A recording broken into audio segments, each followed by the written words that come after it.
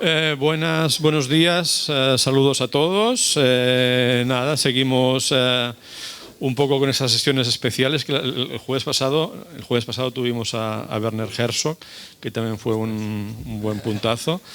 Y nada, pues encantados de que no pasará siempre eso. La verdad es que cada semana un director así de peso no puede ser, pero bueno, aprovechando que Jonás Trueba está presentando la última película, que la tenéis aquí, y sabéis que esta tarde-noche se proyectará en el Cine Girona, que también estará él presentándola.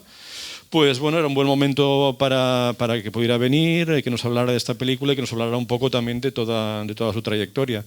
Un poco también, yo creo que es lo que más curiosidad o deseo de saber se tiene, un poco cómo empiezan los directores a hacer las primeras películas, la segunda película, que normalmente siempre dicen que es a lo mejor más complicado hacer la segunda que la primera, y un poco cómo se va formando pues eso, una filmografía. Además, me parece que en el caso de Jonás es una filmografía con temas que se van repitiendo, temas muy recurrentes, lugares de Madrid muy recurrentes.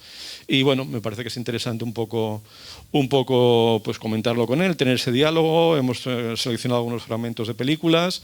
Bueno, vamos simplemente a dialogar. Si alguien puntualmente también, a medida que vayamos hablando, pues quiere intervenir, pues bueno, proponemos esto un poco así en plan diálogo. ¿Vale? Gracias por estar aquí, por compartir este rato con nosotros. Y bueno, eso, repito, sabéis que esta tarde podéis ver la película, que yo creo que es una experiencia, veremos, bastante cercana a vosotros. Es un grupo de gente entre 15 y 20. Bueno, ya hablaremos de todo eso después, no adelanto nada. Bueno, nada, aparte de eso, del saludo previo, yo creo que es, no sé, un buen momento para empezar. Tú vienes de una familia muy ligada al cine, sí, por parte de padre, por parte de madre. Supongo que toda esa experiencia que has vivido desde niño. Su padre es Fernando Trueba. Su madre, Cristina Huete, ha trabajado siempre en la producción. O sea que, bueno, digamos que supongo que has bebido y vivido el cine desde el principio. ¿Cómo eso te ha ido un poco marcando para dedicarte a esto? Bueno, pues ¿se me oye? Aquí sí, más o menos. Bueno, pues nada, que primero de todo, muchísimas gracias por venir, tanta gente. Me da muchísima vergüenza este momento y este micro que me habéis puesto. Yo no sé si preferiría uno así, porque casi sí. ¿Sí? Perdón, es que no es lo que tenemos los directores, que todo lo cambiamos en el último momento. La verdad es que va de cosas. Sí, ¿no? Es que esto es más, sí, mejor. Pues nada, que decía eso, que gracias a todas y a todos por venir, buen día, y bueno, por a la escuela, ¿no? Por acogerme y por darnos aquí este rato de charla, de conversación. Siempre que bueno, se aceptan estas cosas, luego siempre te da mucho pudor y no sabes muy bien cómo explicarte, pero bueno, la idea es pasar así un rato compartiendo, pues supongo, experiencias, ¿no? Compartiendo pues lo que ha sido hasta aquí ahora más o menos mi manera de encarar el cine. Y como decías, pues sí, efectivamente mi caso es un poco particular, supongo que no se parece mucho al de todos los que estáis aquí ahora, ¿no? Porque efectivamente, como decía Pera, pues vengo de una familia de cineastas, ¿no? Mi padre y mi madre pues empezaron a hacer cine juntos muy jóvenes en España, pues en los finales de los años 70, principios de los años 80.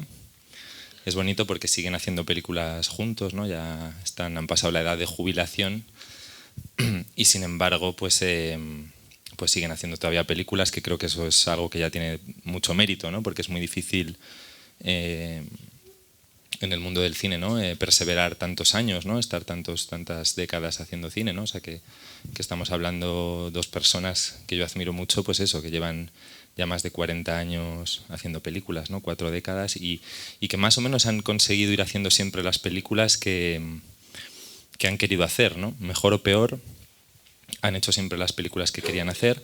Empezaron juntos, se conocieron muy jóvenes, se transmitieron el amor que tenían. ¿Vas a traer? Sí, esto está bien. Pues si la pones aquí es genial, porque así yo apoyo a mi amigo Aquarius, que es fundamental.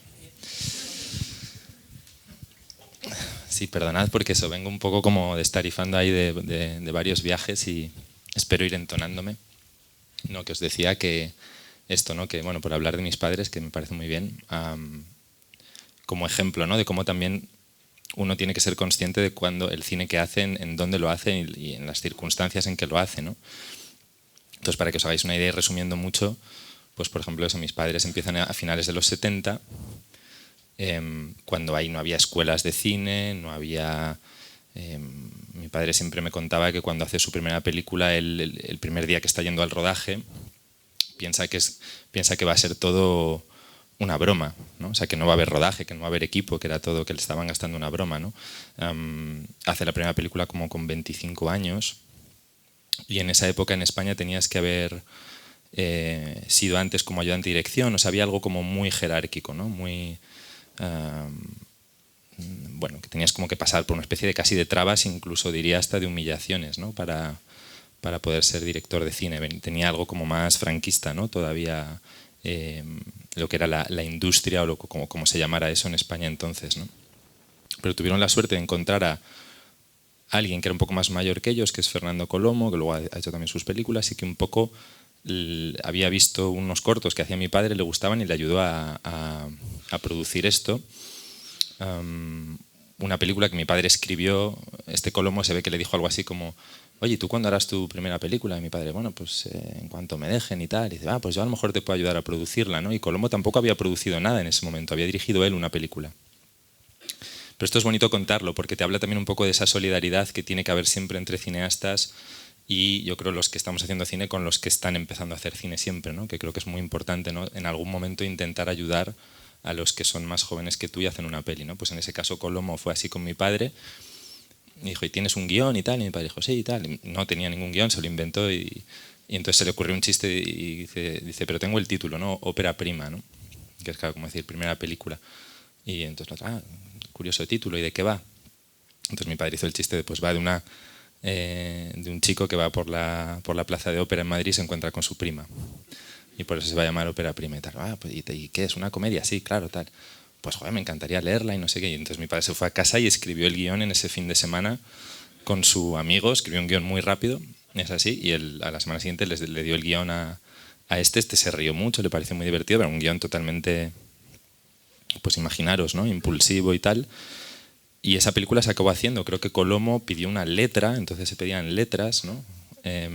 Y con ayuda de otro amigo cineasta, Manolo Maggi, que luego fue un guionista bastante importante en España, que tenía como más dinero y tal, pues les dio el dinero para hacerla. Y se hace así la película, ¿no? Se rodó en menos de 4 semanas, con actores no profesionales, con un equipo de gente no profesional, con algunas personas ya en el equipo profesional, porque si no, no te dejaban rodar los sindicatos, ¿no? de fotografía, por ejemplo, esas cosas. Y esto, ¿no? Lo que os decía, que mi padre va al primer día de rodaje pensando que va a ser una broma, ¿no? Que no va a haber nadie. Todos los actores eran sus amigos de la facultad. Uno de ellos, por ejemplo, Antonio Resines, que ni siquiera quería ser amigo, era un tío que estaba estudiando para producción. Y le llaman y dicen, pero ¿por qué no haces tú esto? ¿No? Entonces, bueno, es bonito, ¿no? Como contar eso, cómo fue esto así, ¿no? Y la película, de hecho, entonces ahí mi madre trabaja en la producción de la peli, ¿no? Pero como en producción de campo, ¿no? Pues haciendo el catering, haciendo un poco lo que había. Y curiosamente la película fue muy bien, o sea, es decir, se estrenó en un momento en España y aunque en un primer momento no iba bien en los cines, al poco, perdonad esta larga introducción familiar, pero me parece bonito contarlo, al poco tiempo de estrenarse la película se crea un boca-oreja. Esto lo veníamos hablando ahora con Diana, la distribuidora de Quien lo impide, ¿no? Lo difícil que es ahora generar boca-oreja porque los cines inmediatamente te sacan, ¿no? Entonces, en ese caso, por ejemplo, en Madrid pasó con el Cine Paz, que todavía existe, pues que la aguantaron y de pronto la segunda, tercera semana empezó a llenarse, ¿no? Pero tardó como 2-3 semanas en generarse ese boca-oreja, que de pronto había una película donde las personas hablaban como hablaban las personas en la calle en España o en Madrid o tal, a principios de los 80, ¿no? Esto no era tan habitual en el cine de la época, ¿no? Estábamos más en un cine que prevalecía las películas dobladas, ¿no? Casi todas, o con un sonido directo muy, muy, muy defectuoso. Esta es de las primeras películas que se ruedan en España con sonido directo, íntegramente sonido directo, de principio a fin toda la película. Y de hecho es la única cosa que mi padre hace ahí que es muy interesante, ¿no? Donde cuando Colomo le dice, bueno, ¿dónde ponemos un poco del poco presupuesto que tenemos? ¿En qué nos gastamos más el dinero? ¿No? Supongo que querrás un buen director de fotografía, ¿no? Que es lo que siempre te recomiendan los productores. No, tú cúbrete con un buen director de fotografía, una buena ayudante de dirección, lo que sea, ¿no? Mi padre dijo, no, eso me da igual, lo que sí que me gustaría es más bien un buen sonidista. Que en esa época, claro, eso era mucho decir, ¿no? Y entonces optaron por un sonidista francés, que mi padre ni conocía ni nada, pero que le había visto en los títulos de crédito de varias películas que a él le gustaban mucho. Y entonces le escribieron una carta a este tipo y este tipo pues, le hizo mucha gracia que un joven cineasta en España lo llamase y dijo, pues voy. Y se fue a hacer la película a Madrid. Y entonces este sonidista maravilloso que era Pierre Gamet, que era un sonidista que había trabajado en ese momento ya con Godard, con Truffaut, con Alain Tanner, con Ridley Scott en esos primeros momentos, un sonidista muy bueno, hizo aquella película sin entender ni papa de español, hizo el sonido, pero consiguió que el sonido tuviera una textura real, ¿no? que tú escucharas a la gente hablando y hablaban bueno, con sus defectos, con sus tal, ¿no? Y oías los coches que tapaban el tráfico, ¿no? Que tapaba a veces las conversaciones, que la inteligibilidad, digamos, del sonido era verdadera, ¿no? Y creo que gran parte del éxito de esa película pasa por esa decisión que yo creo que toma mi padre con respecto al sonido. O sea, más allá de que la película fuera mejor o peor, o funcionara más como comedia, como género, creo que esta cuestión del sonido directo es lo que más impresionó a la gente, es lo que la hizo sentir más cercana para la gente y lo que finalmente hace que sea una película un poco icónica, ¿no? En ese sentido. Solo creo que Carlos Saura había ya rodado algunos trozos de alguna película antes con sonido directo, pero es la primera película, creo, rodada en España con sonido directo y tal. Y es una decisión que no era evidente, ¿no? Entonces, bueno, me parece interesante, ¿no? Empezar hablando de esto porque, bueno, al final son estas elecciones que hace un director que a veces la elección no es la de siempre, ¿no? Está en otro sitio, ¿no? Esta decisión de no es tan importante de pronto el director de fotos, sino el sonidista creo que marca eso. Bueno, el caso es que gracias a esa película mis padres han podido seguir haciendo cine más o menos hasta ahora, ¿no? Que siguen con eso, ¿no? Entonces, claro, yo he crecido ahí en ese ambiente. Yo cuando hacen esta primera película no he nacido aún. Pero bueno, digamos que sí, que luego después lo que he ido viendo es casi siempre eso, pues una artesanía, ¿no? Más o menos una manera de hacer las películas dejándose la vida, ¿no? Muchas veces en ellas. Mis padres muchas veces luego cuando les ha ido mejor, han tenido películas que han tenido mucho éxito y otras que nada. Y muchas veces han hipotecado la casa en la que vivíamos varias veces, o sea que han puesto en riesgo, digamos, como lo más fundamental de su vida a veces por hacer las películas, cosa que yo creo que cada vez hacen menos también los directores y los productores, ¿no? Cada vez hay menos riesgo y cada vez el cine se tiene que hacer como más, creo así, ¿no? Como un poco más todo, como que esté todo muy seguro, muy mullidito, ¿no? Y muchas veces el cine interesante creo que pasa por una cierta osadía o una cierta inconsciencia o una... Bueno, yo he crecido con esta idea, ¿no? Como que tienes que poner un poco tu vida o que tu vida es eso, ¿no? Es hacer eso y que todo depende de eso, ¿no? Todo va a depender de eso, ¿no? Entonces, bueno, esto así como anécdota, pues es como la suerte que yo he tenido, el privilegio que he tenido de crecer en una casa donde se hacían las películas así y ver un poco todo, ¿no? Saber también las frustraciones y también desglamurizar. Yo siempre digo que me ha ayudado un poco a desglamurizar la idea del cine, porque yo entiendo que mucha gente que decide dedicarse al cine a veces se decide dedicar al cine por razones un poco que yo creo que no tienen mucho que ver con el cine, ¿no? Que tienen más que ver con la idea del cine o con la imagen del cine, ¿no? Y es verdad que sigue habiendo mucho esto, ¿no? Que nos ponen todo el rato pues, los medios de comunicación. El cine ha ido perdiendo su lugar preponderante, pero los medios de comunicación siguen tratando el cine de la misma manera, ¿no? Que hace muchos años, con una falsa idea del cine, de los cineastas, casi siempre en alfombras rojas, casi siempre vestidos con trajes, casi siempre ganando premios, como una cosa competitiva. Y esto se ha ido reiterando. Y claro, yo creo que genera un grave problema a varios niveles, ¿no? Con el que luego además tenemos que luchar los cineastas, ¿no? Porque hay una distorsión enorme.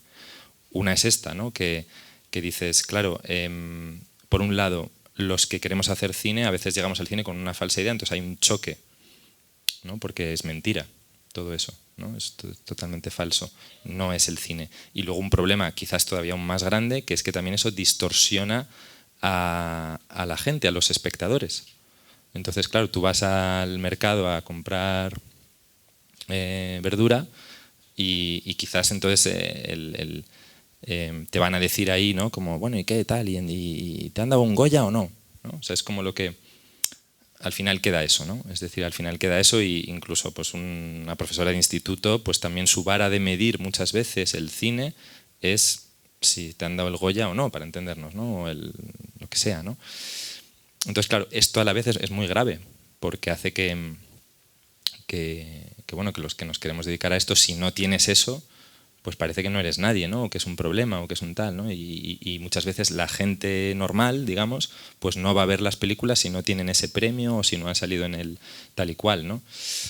Bueno, es como un grave problema al que hemos contribuido todos, ¿no? Y que seguimos como contribuyendo a eso, ¿no? La propia industria del cine, la propia academia del cine, como que fundamentalmente fomenta eso también. Es un problema.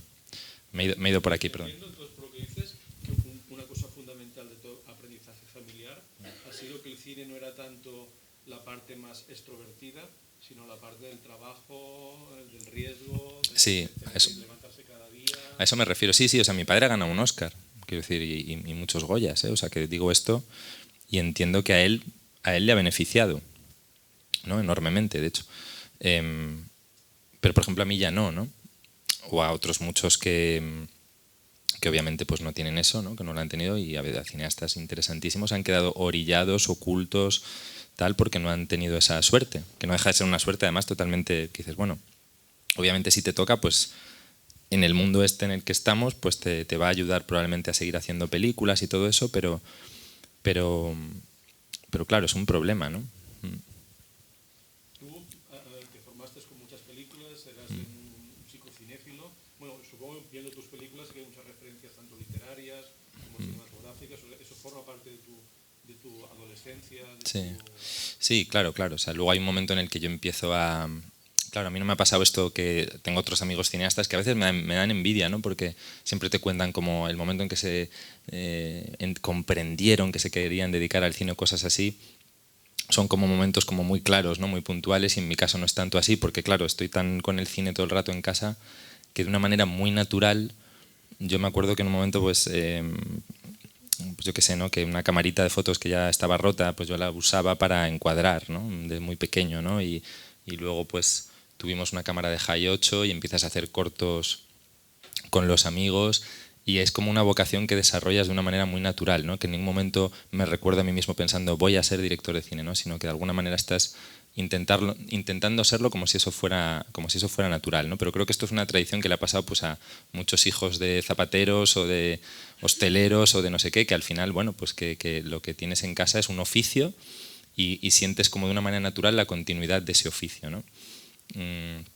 Obviamente con la suerte de también tener, bueno, pues una videoteca súper privilegiada en casa, por ejemplo, ¿no? De muchas películas que podía consultar en Betamax, en VHS, y que estás viendo, ¿no? Ahí todo el rato, ¿no? Y tal. Pero tampoco nunca mi padre era como muy de tienes que hacer esto, tienes que ver esto. Siempre ha sido en eso como... Pero claro, te ofrece, o sea, tienes eso ahí como muy delante, ¿no? Pero siempre muy desde el placer, ¿no? También poder visitar algunos rodajes cuando eres pequeño, igual, que ves cómo trabaja la gente, ¿no? Y te gusta y tal, y de alguna manera...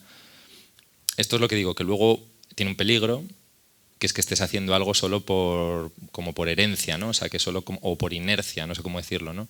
Entonces te obliga un poco también a replantearte o a cuestionarte, ¿no? Que yo creo que es algo que todos tenemos que hacer siempre, ¿no? Cualquier cineasta tiene que estar siempre cuestionándose por qué hace lo que hace, casi con cada día, diría, ¿no? Pues como el amor, ¿no? O sea, igual que si tú estás en pareja, pues también te replanteas cada día si te sigue mereciendo la pena seguir en pareja, ¿no? Con esta persona o no, por ejemplo, se me ocurre ahora, pues con el cine es un poco lo mismo, ¿no?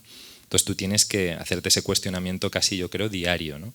Y supongo que todos los cineastas se lo hacen. Yo me lo hago, incluso diría doblemente, porque tengo sobre mí mismo esta sospecha también de...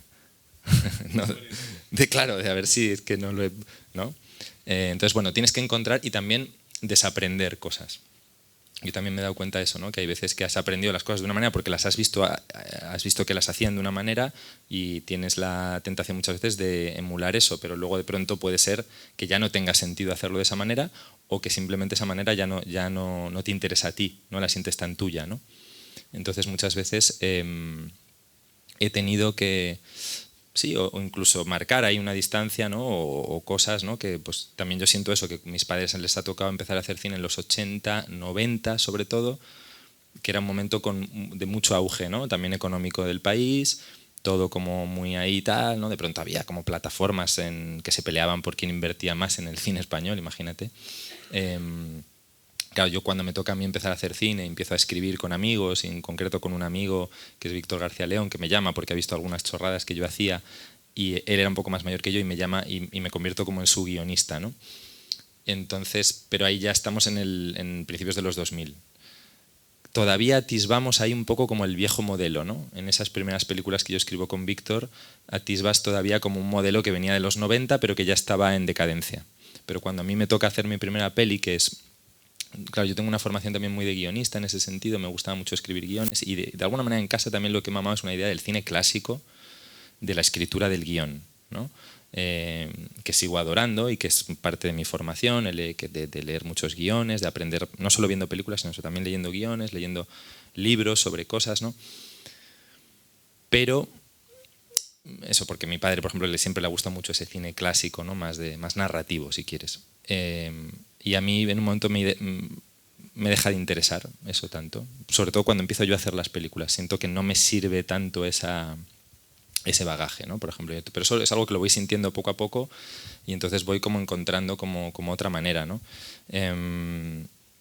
Y bueno, quiero decir eso, ¿no? Que cuando ya empezaba ahí, por ejemplo, a escribir con Víctor, ya ahí intuyes algo, pero ahí yo trabajaba más como al servicio de Víctor, ¿no? Intentando pensar las pelis que él quería hacer en función de su personalidad, en función de su humor, y a mí me gustaba mucho la idea de ser guionista, que es alguien que...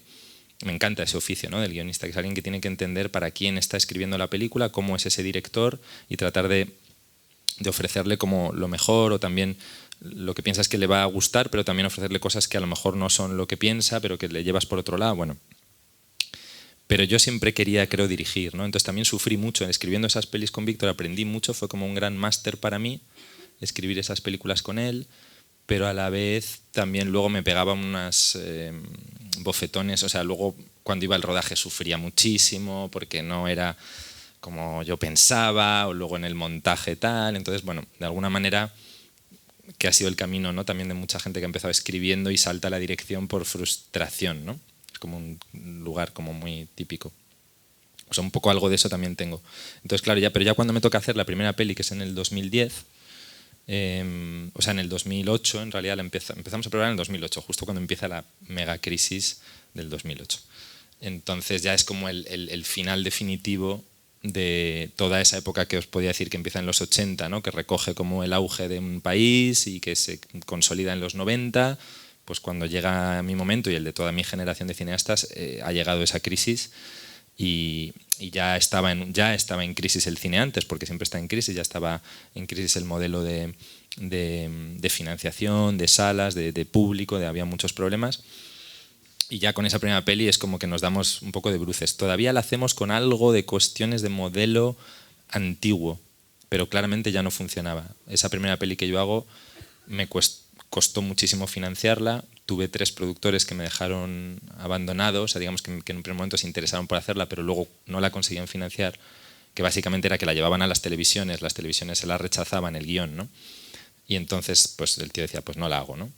Estos productores que lo que te hacen es como que te cogen un guión y hacen así, lo llevan a la mesa del despacho de la televisión y esperan a que les den el dinero, y si se lo dan, pues entonces te producen la película. Entonces, bueno, a mí esto que siempre me ha parecido una manera de producir un poco cuestionable, quiero decir eso, que hubo 3 productores, digamos, ahí, que quisieron y tal, y que fueron saltando del barco. Entonces yo me di cuenta que la película que yo quería hacer pues no interesaba a esos tipos de los que dependía, ¿no? Las televisiones, o sea, que no la iban a querer financiar. Entonces, claro, tienes que ser tonto para no reaccionar sobre eso, ¿no? Entonces, como que te haces una nota mental y dices, bueno, a ver cómo hago a partir de ahora, porque parece que las pelis que yo quiero hacer no va a ser tan fácil, digamos, ¿no? Entonces acabamos consiguiendo hacer esa primera película con un productor, que sigue siendo un productor, digamos, de los más consolidados, que es como a la cuarta, ¿no? Él se interesa y ya ahí nos presentamos ahí y le decimos, mira, él se interesa por la película y de nuevo dice, pues vale, la voy a presentar a la televisión española, la voy a presentar a no sé qué. Es que ya la han presentado otros productores y ya han dicho que no. Bueno, pero a mí a lo mejor me dicen que sí, no creo. Y fue que no. Entonces lo que le ofrecimos a este productor es todo un grupo de gente que habíamos armado ahí ya antes y con los cortos y con tal, básicamente hacer la peli muy barata. O sea, lo que hicimos es un poco como, no sé cómo calificarlo ahora con el paso del tiempo, ¿no? O sea, no sé si iba a decir humillarnos, pero no es así. O sea, dijimos, bueno, estamos dispuestos a hacerla cobrando todos lo mismo, muy poco. De tal forma que te salga muy barata y entonces la puedas hacer adelantando tú el dinero sin tener tal. Bueno, básicamente se hizo así. Lo cual fue un poco... O sea, diciéndolo así sin que suene feo, ¿no? O sea, él se aprovechó un poco de nosotros y nosotros dejamos que se aprovechara de nosotros porque en ese momento sentíamos que nos convenía que fuese así porque si no, no hacíamos la película. Entonces, bueno, estuvo bien. O sea, ¿Así que tiene de todas maneras subvención del ICA? No. A posteriori. Claro, en el viejo sistema, que eso ya ha cambiado, ahora ya sabéis que las películas ha cambiado el sistema, el modelo de financiación en España, ¿no? Ahora las películas tú tienes que presentar un proyecto y tienes que sumar unos puntos, ¿no? Y entonces puedes optar a dos tipos de ayudas, ¿no? Las selectivas o las generales. Entonces no era así.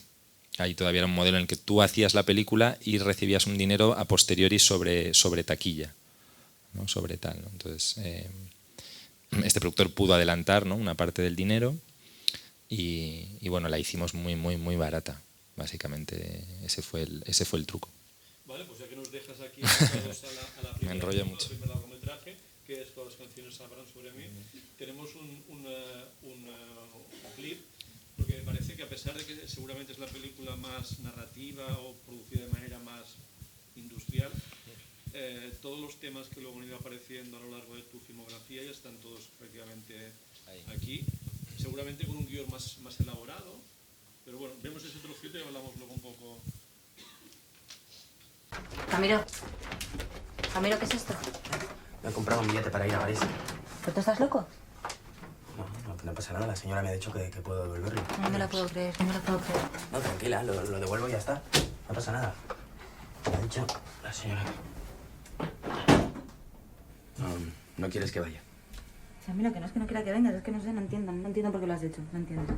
Yo quería darte una sorpresa, pensaba que te haría ilusión. Ya, bueno, pues es que es otro plan, Ramiro, es otro plan, no sé, no, va a ser incómodo.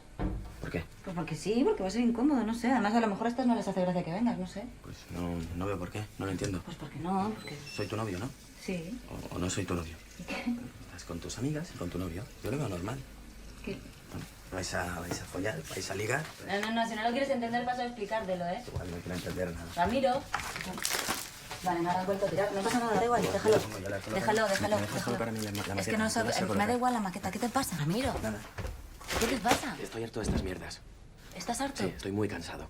¿Estás muy cansado? Estoy muy cansado. Ya. ¿Y de qué estás muy cansado? ¿De qué te ríes? ¿Eh? ¿De qué te ríes? De ti, que me haces gracia. Si me hubieras dicho que sí desde el principio. Ya lo sé, soy gilipollas. No, es que he sido yo que no... Eso no me lo esperaba, ¿no? No, he sido yo, tenía que haberte preguntado antes. A mí me apetece que vengas. No voy a ir, ya no es lo mismo. No da igual, yo sigo queriendo que vengas. Que pinto yo ahí con tus amigas cortándote el rollo. Ramiro. Además, a Clara y Laura les caigo fatal. Bueno, tú tampoco has hecho el esfuerzo nunca. Sí que lo he hecho, pero da igual, no sé de su rollo. No. Acuérdate cuando vinieron a cenar a casa.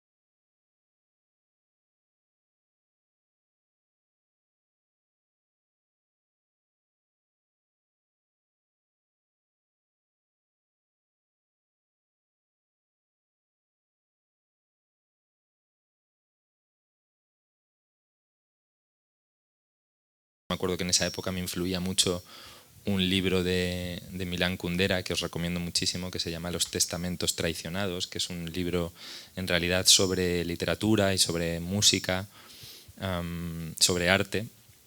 Entonces él ahí desarrollaba Kundera una teoría de lo de las 7 partes, bueno, que yo estaba ahí como yo seguía el mandato de Kundera y tal. Entonces la película está estructurada como en 7 partes, como si fueran capítulos de un libro de Baroja también, o de cosas que me gustan, ¿no? Esto pasa a veces que yo hago las películas como basándome un poco a veces en arquetipos que no son precisamente del cine, que no son cinematográficos, sino que a veces que pueden venir de la novela, de la música, de la poesía, ¿no? Que me suele ayudar, me suele venir bien, ¿no? Como intentar hacer con el cine cosas que me gusta en otras artes y que me da como envidia que, digo, ¿cómo se haría esto con el cine, ¿no? Y ahí había como una vocación eso, más de estructura literaria, también musical en cierta forma, porque era una película muy sobrecargada de música, eso también se llama Todas las canciones hablan de mí, pero también toda la película estaba muy pensada a partir de la música, de una música que yo tenía en la cabeza como mucho antes de hacer la peli, ¿no? La música siempre ha sido un tema fundamental en todas las películas, en tanto que muchas veces pones canciones enteras, sí, casi como pausa o casi como y bueno, y esta última película surge también de una canción, o sea, que es algo muy presente en todas sus películas. Sí, porque me parece que las canciones tienen algo. Siempre se dice esto, ¿no? De que he oído yo esta teoría en algún lado de que al cine se llega por frustración de alguna otra rama artística, ¿no? Que hay muchos directores que son pintores frustrados, ¿no? En una época del cine, o sea, Bresson es un pintor, ¿no? Y otros muchos. Luego ha habido como muchos periodistas, ¿no? Que han llegado al cine a través del periodismo, ha habido muchos escritores, ¿no? Que se han pasado al cine. Y yo creo que una generación ya más, los directores de mi generación y generaciones anteriores, muchos son músicos frustrados, o somos músicos frustrados, ¿no? Y hay algo de que quieres hacer como la energía que tú sientes a veces cuando vas a un concierto de rock o cuando oyes un disco, lo que tú sientes ahí, la energía de lo que se transmite, la inmediatez, intentas hacer algo parecido a través del cine, ¿no? Con una película, por ejemplo, ¿no? Y en este caso hay algo sí de construcción también como musical, ¿no? de la película y claro, creía que ibas a poner, por ejemplo, esta peli, se me ocurre ahora, el primer día de rodaje de esta película, claro, se llamaba Todas las canciones hablan de mí y había como un, por ejemplo, ¿no? Para explicar cómo recuerdo que la hacíamos, ¿no? La película se basa en esto que os digo de Kundera y de hecho había una cita de Kundera dentro de la película. Aquí se citaban varios libros y cada vez que se citaban usaba insertos de los libros para dar las citas. Esto luego ya me ha perseguido siempre como ser un director pedante o cosas peores. Pero en realidad yo siempre lo que he tratado es de todas las fuentes, todas las cosas que me sirven para hacer una película, intentar integrarlas dentro de la propia película, ¿no? Normalmente yo creo que muchos creadores son en eso más. Pues no se me oye bien. Quizás así. Así, a lo mejor si me pongo ya no chirría tanto. Bueno, ¿os molesta mucho? Bueno, de todas formas, estoy hablando como. O sea, en cualquier momento que queráis decir algo, protestar o tal, por favor, hacedlo, ¿vale? Y así también yo cambio el. Pero no, lo que estaba intentando decir es que esto de las canciones, de cómo se integra, digamos, las fuentes, ¿no? Es decir, muchas veces los creadores creo que tienden a ocultar las fuentes, ¿no? Y siempre hay fuentes, ¿no? Cuando estás creando algo, yo creo que siempre hay una conversación que tú estás teniendo con otros cineastas anteriores, con películas que has visto, con libros que quizás has leído, con canciones que has escuchado, quizás con conversaciones de amigos que has tenido, ¿no? Que son tus fuentes, ¿no? O sea, es imposible pensar que una película surge de la nada y además me parece hasta egocéntrico, ¿no? Pensar que pueda ser así. Yo creo mucho en el arte como una conversación que mantenemos, por suerte, y qué bonito, con mucha gente que ha venido antes que nosotros y ha hecho las cosas mejor, ¿no? Entonces, con esto quiero decir esto, ¿no? Que por ejemplo, pues bueno, ahí ya empecé a probar, ¿no? Cómo integrar las fuentes, es decir, aquellas cosas que me inspiraban, aquellas cosas que tal, dentro de la película. Entonces, por ejemplo, si había un texto de Kundera que hablaba sobre la paradoja matemática de la nostalgia, que era una cosa que tenía que ver con la melancolía, con un texto que yo había leído que me gustaba mucho, ¿no? Pues está en la película, literalmente. O sea, sale el actor y lo lee, ¿no? de una manera más o menos justificada, porque el chaval trabajaba en una librería, ¿no? Pero da igual, podrían haber sido así, ¿no? Esta película nace también de esta idea de la melancolía, entendida como... O sea, yo muchas veces empiezo como a través de de una cierta idea filosófica, no tanto de voy a contar esta historia así, sino hay un sentimiento que quiero intentar contar.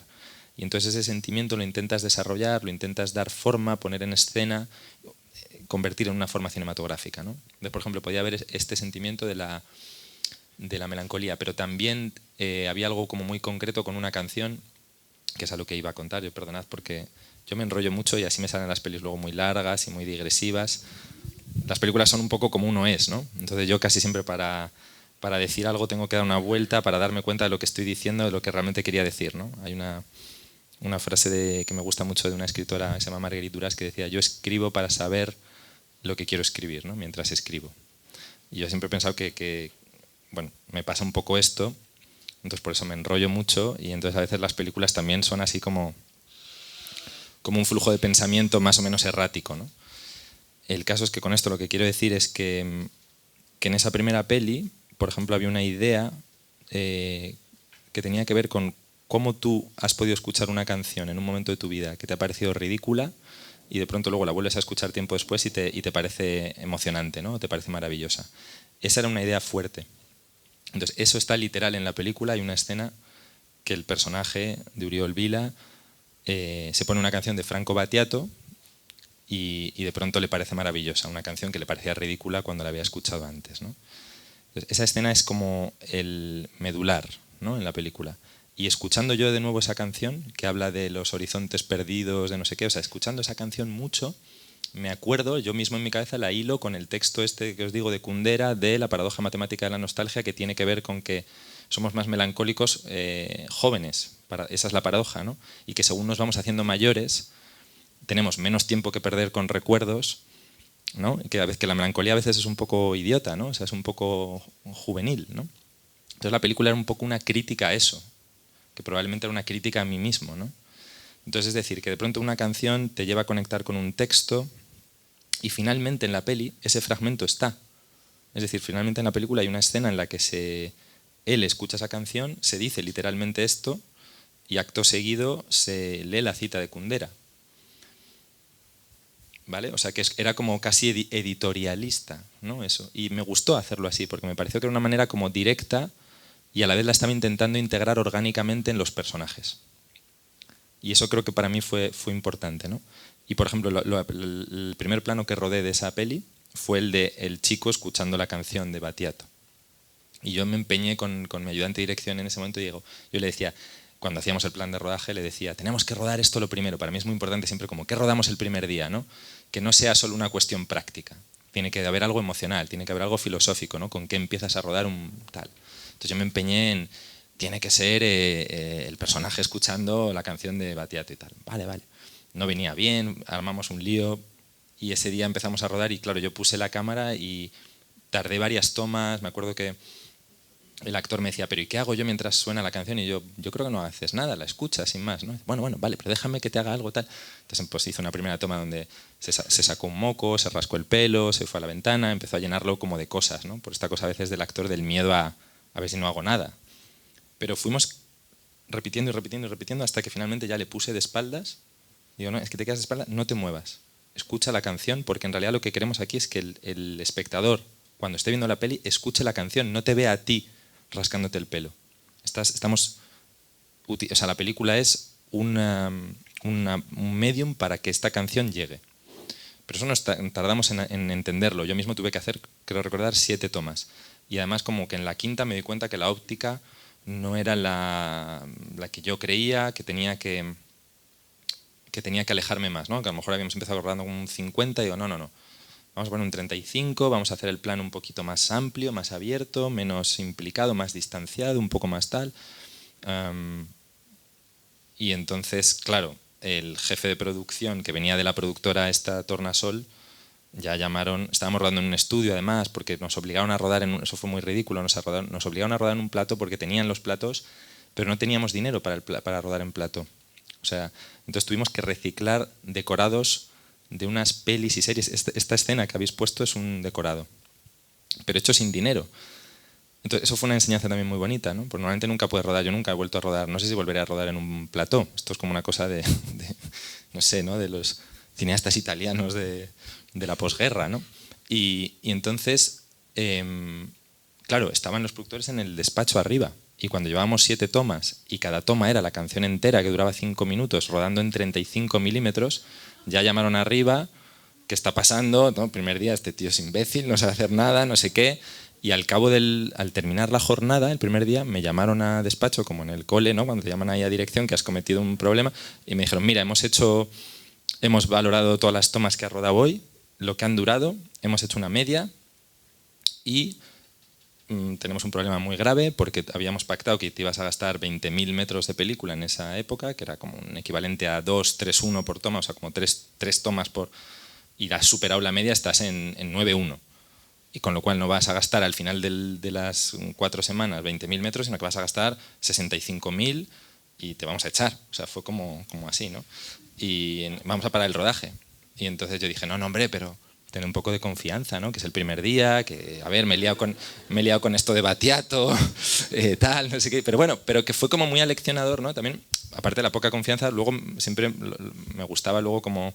Porque al final acabé gastando menos metros de película de los pactados, o sea, si eran 20, que no sé qué, gasté 17.000 y acabé 2 días antes. Y te dan ganas de decirles, joder, ¿no? O sea, confía un poco, ¿no? O sea, que a veces pasa esto y necesitas muchos días también fallar o dudar más para luego ir muy fuerte en otros días, ¿no? Convencerte de lo que tienes que hacer. Seguramente fue un error mío elegir ese primer plano como toma, porque para mí era muy bonito esta idea de Battiato, va a sonar la canción, que de alguna manera representa la película y todos nos vamos a imbuir de esta cosa y va a ser genial. Y en realidad lo que causó es pánico porque estaban todos muy nerviosos diciendo qué estamos haciendo, ¿no?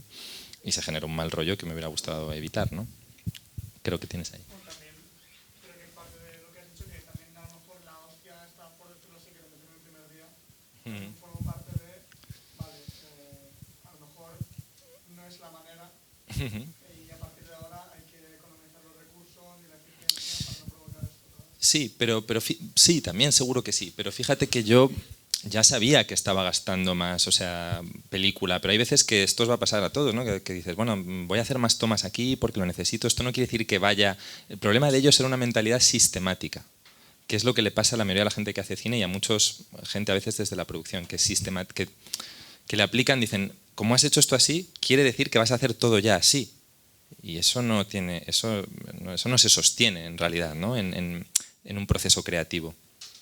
Creo que ellos tenían un poco este problema, ¿no? Es decir, yo me acuerdo que además en ese rodaje también aprendí una cosa que estaba interesante, que era que, claro, al rodar en plató, por ejemplo, igual, ellos me llevan allí y me dicen, mira, vienes aquí porque ya tenemos estos platós, con estos, si puedes aprovechar estas paredes, estas no sé qué, esta tal... Claro, yo imaginaros, ¿no? Cuando llamé a mi director de arte le digo, joder, vamos a tener que hacer la mayoría de los interiores en plató, encima en Alicante, que estaba la ciudad de la luz entonces allí, cuando esta peli que transcurre en Madrid, que vamos a rodar los exteriores en Madrid con secuencias de continuidad en el interior, o sea, era realmente, sonaba muy mal. Pero era, o la haces así o no la haces, porque a ellos les iba bien. Entonces, bueno, yo también aprendí ahí a decir, venga, vamos a coger, pues me acuerdo que vi las paredes y tal, y dije, pues sí que se puede hacer. Mira, aquí en esta esquina pintamos no sé qué y rodamos la habitación del personaje tal.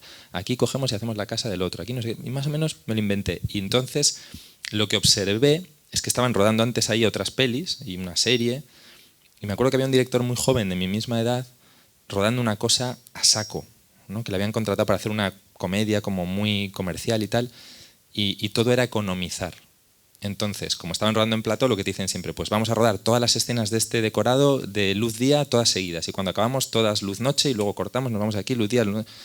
Entonces, claro, rodaban todo sistematizando.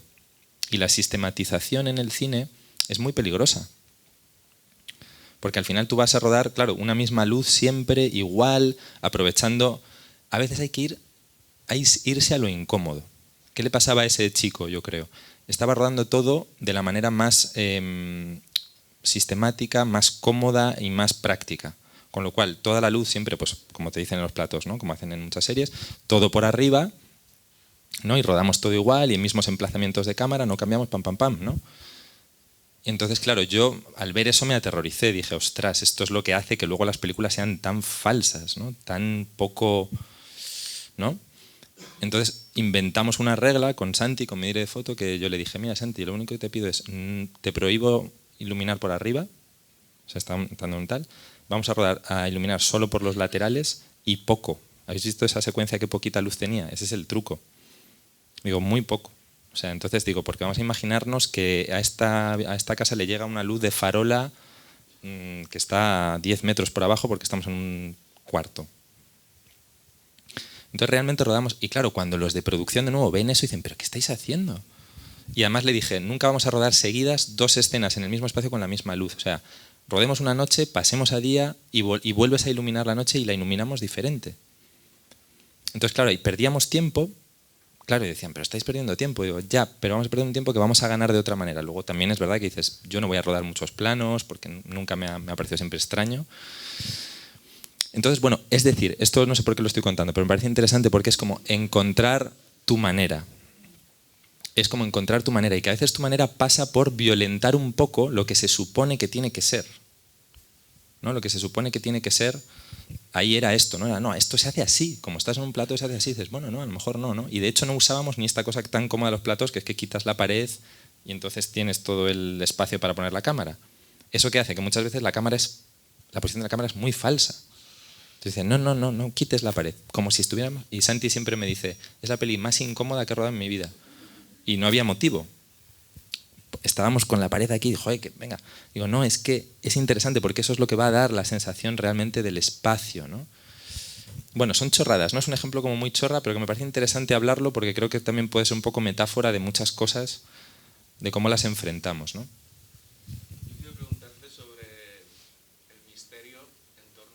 Del director, porque noto como un cierto secretismo generalizado, que también lo noté cuando estudiaba para actor, que los propios profesores tienen, ¿cómo decírtelo?, una cierta cautela que me parece positiva, o sea, estoy muy contento con los profesores de esta escuela, que es, no hay espacio para todos los actores y para todos los directores.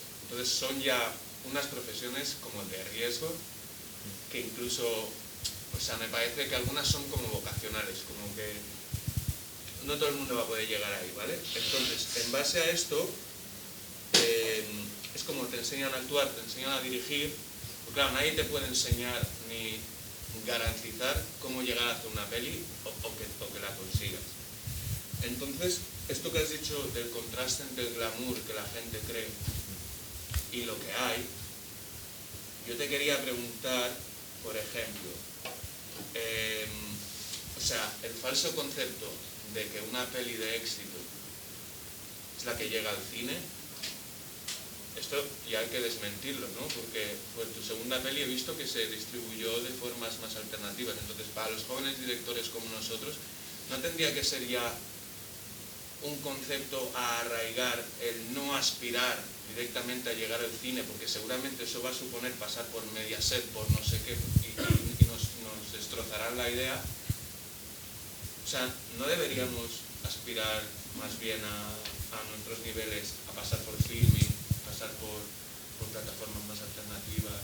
No sé. A ver, es una pregunta a muchos niveles, ¿no? Muy compleja. No. Claro que sí, es la pregunta de la crisis, claro.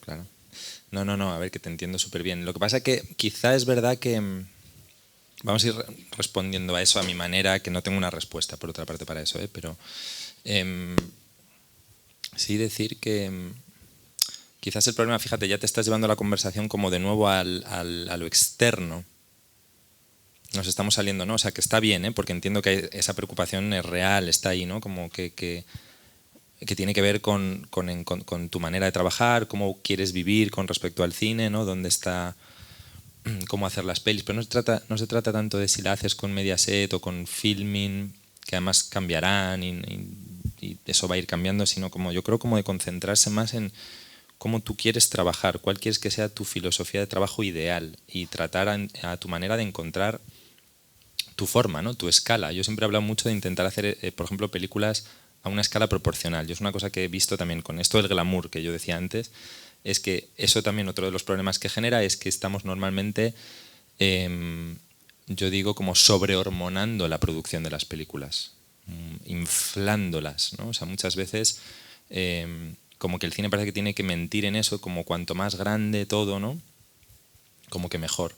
Yo me resisto un poco contra esa idea. Me encanta el cine grande, ¿no? Y que se puedan hacer pelis grandes y ojalá se sigan haciendo. Incluso ojalá haga yo alguna. Pero creo que para eso hay que ir como, no sé, hay que encontrar un camino que llegues ahí de alguna forma que tenga sentido para ti. Entonces la forma que cada uno encontramos es la suya, ¿no? Por eso digo que es importante quizás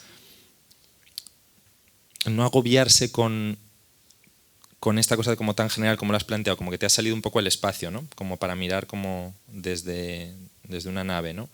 Y yo la recomendación que haría es como sé un poco más termita y concéntrate más en la forma de hacer, en encontrar la forma de hacer. Y esto pasa por la producción, y esto pasa por los medios, por los materiales, por un arte, un oficio del cine que tenemos que es muy materialista, que es muy concreto, que a veces nos puede un poco como que estamos en grandes dudas de pero ¿y cómo financiaré y cómo viviré y tal? Bueno, no, intenta hacer una película, para entendernos, empezar a hacer películas pequeñas, cortas, no sé qué, y vete haciéndolas. Y en ese ir haciendo vas a ir corrigiendo el tiro, vas a ir encontrando, yo creo, aliados, o sea, encontrando cómplices y haciéndote fuerte ahí con eso, y esos cómplices a lo mejor de pronto van aumentando, no sé qué. O sea, yo en mi experiencia ha sido así. Ha sido muy importante los cómplices, ¿no? Para de pronto poder, ahora a lo mejor estoy por primera vez financiando una peli muchísimo más cara de producción, con de pronto un coproductor en Francia, con 2 productores aquí en España, con los que genial, pero si hubiera empezado por ahí al principio, no sé ni cómo habría empezado y no lo veo tan fácil. O sea, a mí me ha costado. Yo la primera película que he recibido una ayuda pública de estos del ICA ha sido la 5ª. Pues con 4 intentos fallidos, ¿no? O sea, es decir, la primera es esta que habéis visto, un extracto, hay un productor y es lo que os decía, que entonces ni siquiera había la ayuda, era una ayuda a posteriori. Entonces la segunda, lo que has dicho, la segunda ya nos damos cuenta de que había un montón de cosas que no nos interesaba cómo habían sido hechas por ese productor. En concreto, por ejemplo, yo pude hacer la película que quería, la rodé en las semanas que quería, en 35 milímetros, tal, todo esto que hablábamos. Pero, por ejemplo, cuando llegó la hora de distribuir la peli y exhibirla fue una decepción muy grande, ¿no? Cuando eso que has deseado siempre que se estrenara en los cines, Renoir y el no sé qué, y ves lo mal que te tratan, lo poco que en realidad les importa, te frustra mucho, no tienes con quién hablar directamente, en fin. Y pierdes el control final de la peli que has pensado tanto y has hecho con tanto cariño, pierdes el control, ¿no? Entonces, como que en la segunda peli lo que dije es voy a intentar hacerla de tal forma que yo pueda tener más el control y entender más las cosas hasta el final, que fue Los Ilusos, ¿no? Y esa fue una peli que yo llamo de repliegue. Es como eso, como si tú has salido a una lucha, ¿no? Y te das cuenta que el batallón que tienes enfrente es mucho más grande que tú y te va a poder y dices, espera, hay que volver a las trincheras un momento, ¿no? Pero hay algo de eso, ¿no? De que sales ahí y dices, uy. No. Entonces volvimos hacia atrás, antes planteabas, ¿no? Lo de la segunda película, que es más difícil. Que siempre se ha dicho esto, que la segunda es casi la más difícil, porque la primera, vale, la has pensado mucho, te ha costado mucho hacerla normalmente, pero bueno, has conseguido hacerla y lo has puesto todo ahí, y entonces, ¿qué pasa con la segunda, no? Y es verdad que es un momento como muy delicado, porque yo creo que ahí te defines más, ¿no? En la segunda. Y entonces nosotros la segunda fue como, vamos a hacer la película 0. Yo dije, en vez de hacer la segunda, hacemos la 0, vamos hacia atrás. Entonces hicimos la 1, luego la 0, -1, -2, ahora voy por la -4 o 5. Pero está bien, porque tiene que ver con esta idea del aprendizaje un poco hacia atrás, ¿no? De no dar por hecho, ¿no? Esta cosa siempre que hay como que crecer, o siempre que te dicen que tienes que ir como una escalera hacia arriba, ¿no? ¿Hacia arriba de qué? ¿No? O sea, a veces está bien decir, no pierdas, o sea, a veces está bien que la siguiente película no tiene por qué ser más grande, puede ser más pequeña, más justa, ¿no? Entonces hicimos una peli que se llamaba Los Ilusos, que para mí fue un gran aprendizaje y para toda la gente que trabajó en ella también. La hicimos en ratos libres, la produjimos nosotros, es decir, es una peli que costó, no sé si 12.000 euros, una cosa así, que pagamos entre 3 o 4 personas y nadie cobró en un primer momento, pero sí que es verdad que lo que generó la peli, lo repartimos a partes iguales todos, ¿no? Típico modelo que es delicado, que no digo que sea para siempre, pero a veces toca hacerlo, ¿no? Ese era el momento que sentimos que tocaba hacerlo y filmamos la peli durante 7 meses en ratos libres. A lo mejor en total de días de rodaje creo que debieron ser 20 jornadas repartidas en 7 meses, que eran casi siempre fines de semana o festivos, o ratos muy cortos libres. A veces eran jornadas de 4 horas de rodaje, de 2 horas. Era genial porque nos íbamos... O sea, yo creo que inventamos una regla ahí buena, que a veces pasa mucho con estas pelis que yo digo como de bajo presupuesto, o, en fin, que hacemos una peli sin dinero, pero como si fuera una peli de 8 millones. Es decir, exigiendo a la gente, a tu equipo, machacándoles, 16 horas de rodaje, la gente vuelve a su casa destrozada, encima no le estás pagando, ha perdido dinero, le deja a su pareja, se enfada, o sea, no, eso hay que evitarlo, ¿no? Yo digo, es como... Entonces, creamos una regla que yo dije, vamos a intentar que cada día de rodaje esté hecho de tal forma que te vuelvas a tu casa con ganas de volver a rodar otro día, con más ganas incluso, porque lo hemos pasado bien, porque ha merecido la pena, ¿no? Entonces esa peli se hizo bajo esa idea filosófica que fue muy fuerte, que a veces implicaba que, no, mira, hoy rodamos 2 horas y luego nos tomamos un vino y charlamos y estamos a gusto y nos piramos. Y ya veremos cuándo volvemos a rodar. Y el día siguiente que quedábamos para rodar, te apetecía. Y así se fue haciendo esa peli. Creo que es un truco muy sencillo, pero que puede funcionar. Entonces esa peli se hizo así, intentamos mantener la coherencia de cómo había sido hecha hasta el final. Es decir, que claro, no tenía sentido hacer esto así y luego dársela de nuevo a Alta Films, para que era una distribuidora en ese momento. La distribuimos nosotros, o sea, en concreto fui yo, me di de alta en el... Vas ahí eres autónomo, te das de alta en el registro como productor cinematográfico y como distribuidor, en este caso. Y entonces yo iba y dije, bueno, pues voy a poner la peli donde... No voy a ir a los cines tradicionales porque ya veo que también era una peli particular luego, ¿no? No era una peli con guión. O sea, renuncié un poco a lo que hablábamos antes, ¿no? De tener el guión y tal. De pronto era como, vamos a escribir de otra manera la peli, ¿no? También esto es bonito, que a veces uno ha hecho una película de una forma, entonces la siguiente la quiere hacer de otra forma, o contra la película anterior, ¿no? Entonces, como la primera había sido muy de guión, muy de escritura de muchos meses, esta me apetecía que fuera como más de montaje, ¿no? O más de rodaje, no sé cómo decirlo, ¿no? Entonces, efectivamente, así fue. O sea, una peli que de pronto la íbamos escribiendo a lo mejor escenitas, sí que yo tuve un proceso de varios meses, recuerdo, como de pensar mucho filosóficamente cómo quería hacer el cine. No tanto la película en concreto, ¿no? Claro, la película se acabó empapando de eso, ¿no? Es una peli al final un poco sobre el cine y tal. Pero me acuerdo de quedar con los actores, con los técnicos, y no sabían muy bien ni qué íbamos a rodar, ni yo mismo a veces cada día, íbamos improvisando los planos, a veces los escribía la noche anterior y se lo daba, y funcionaba así, para bien y para mal, ¿eh? O sea que luego la peli a lo mejor peca de eso, pero a nosotros nos sirvió, que es lo importante, nos sirvió trabajar así, ganamos una confianza en mulas con esta productora, que básicamente somos un amigo y yo, y todo un grupo de gente alrededor, ¿no? De técnicos y actores.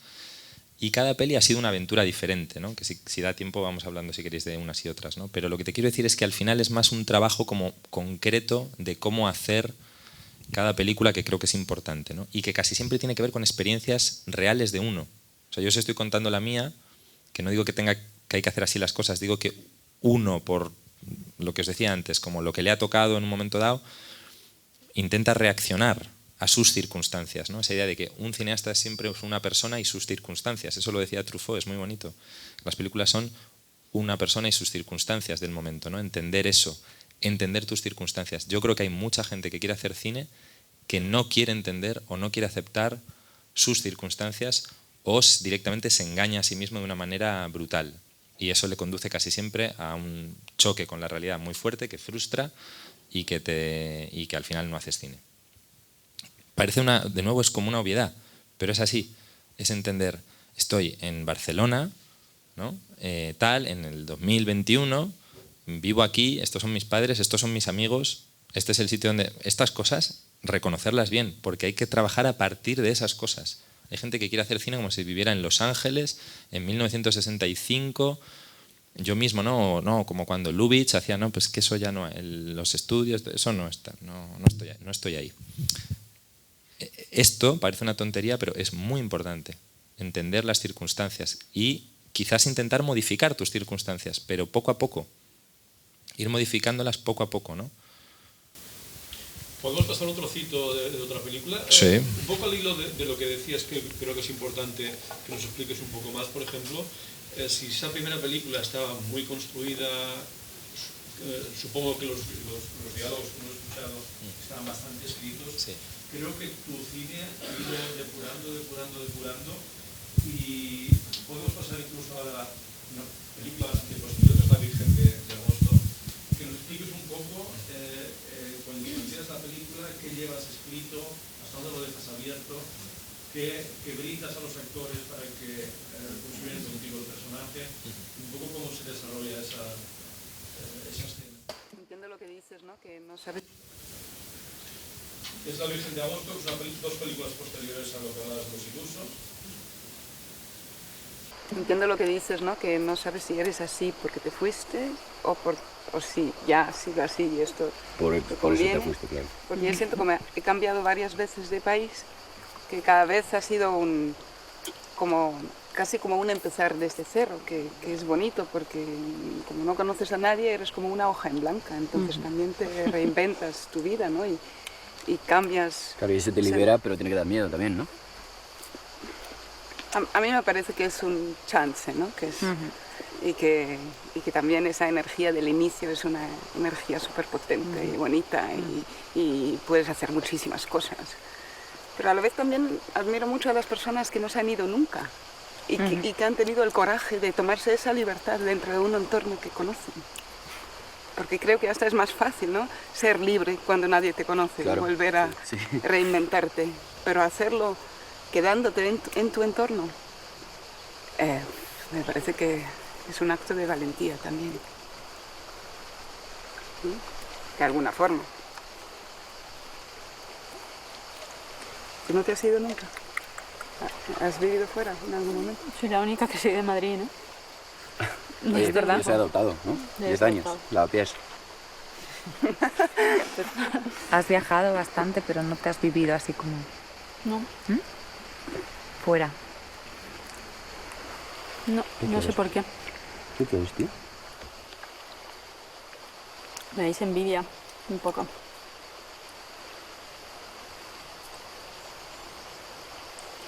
Supongo que es como muy difícil, ¿no? Hacerse una persona de verdad si no te has emancipado realmente de tus padres, ¿no? Del sitio donde... Vaya frase, ¿no? ¿Por qué? Ser una persona de verdad. ¿Cómo nos hacemos una persona de verdad?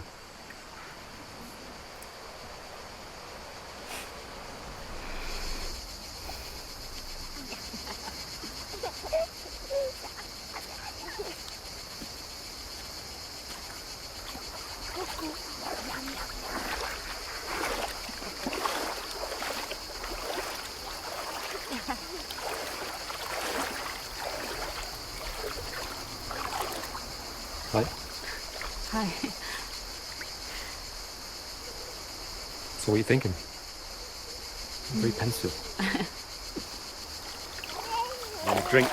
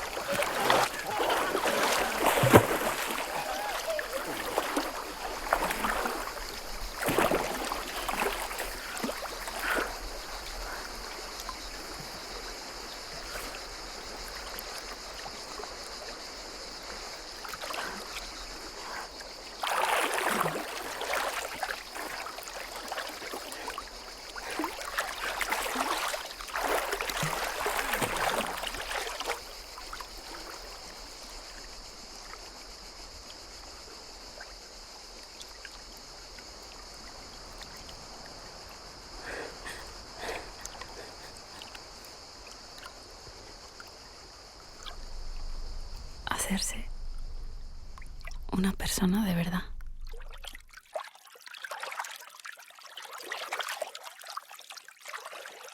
¿Cómo se llega a ser quien uno es realmente?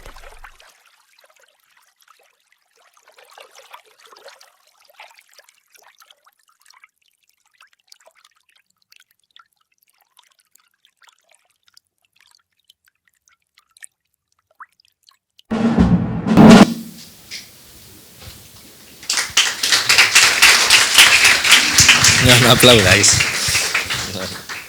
He sido, disculpas, he sido un poco irrespetuoso porque la escena es una escena muy larga y he cogido solamente la parte final, pero es una escena larguísima en que este grupo de amigos, que además son muchos de ellos habituales en tus películas, se encuentran, hablan sobre la vida, cantan canciones y bueno, a mí es la escena que más me gusta de la filmografía.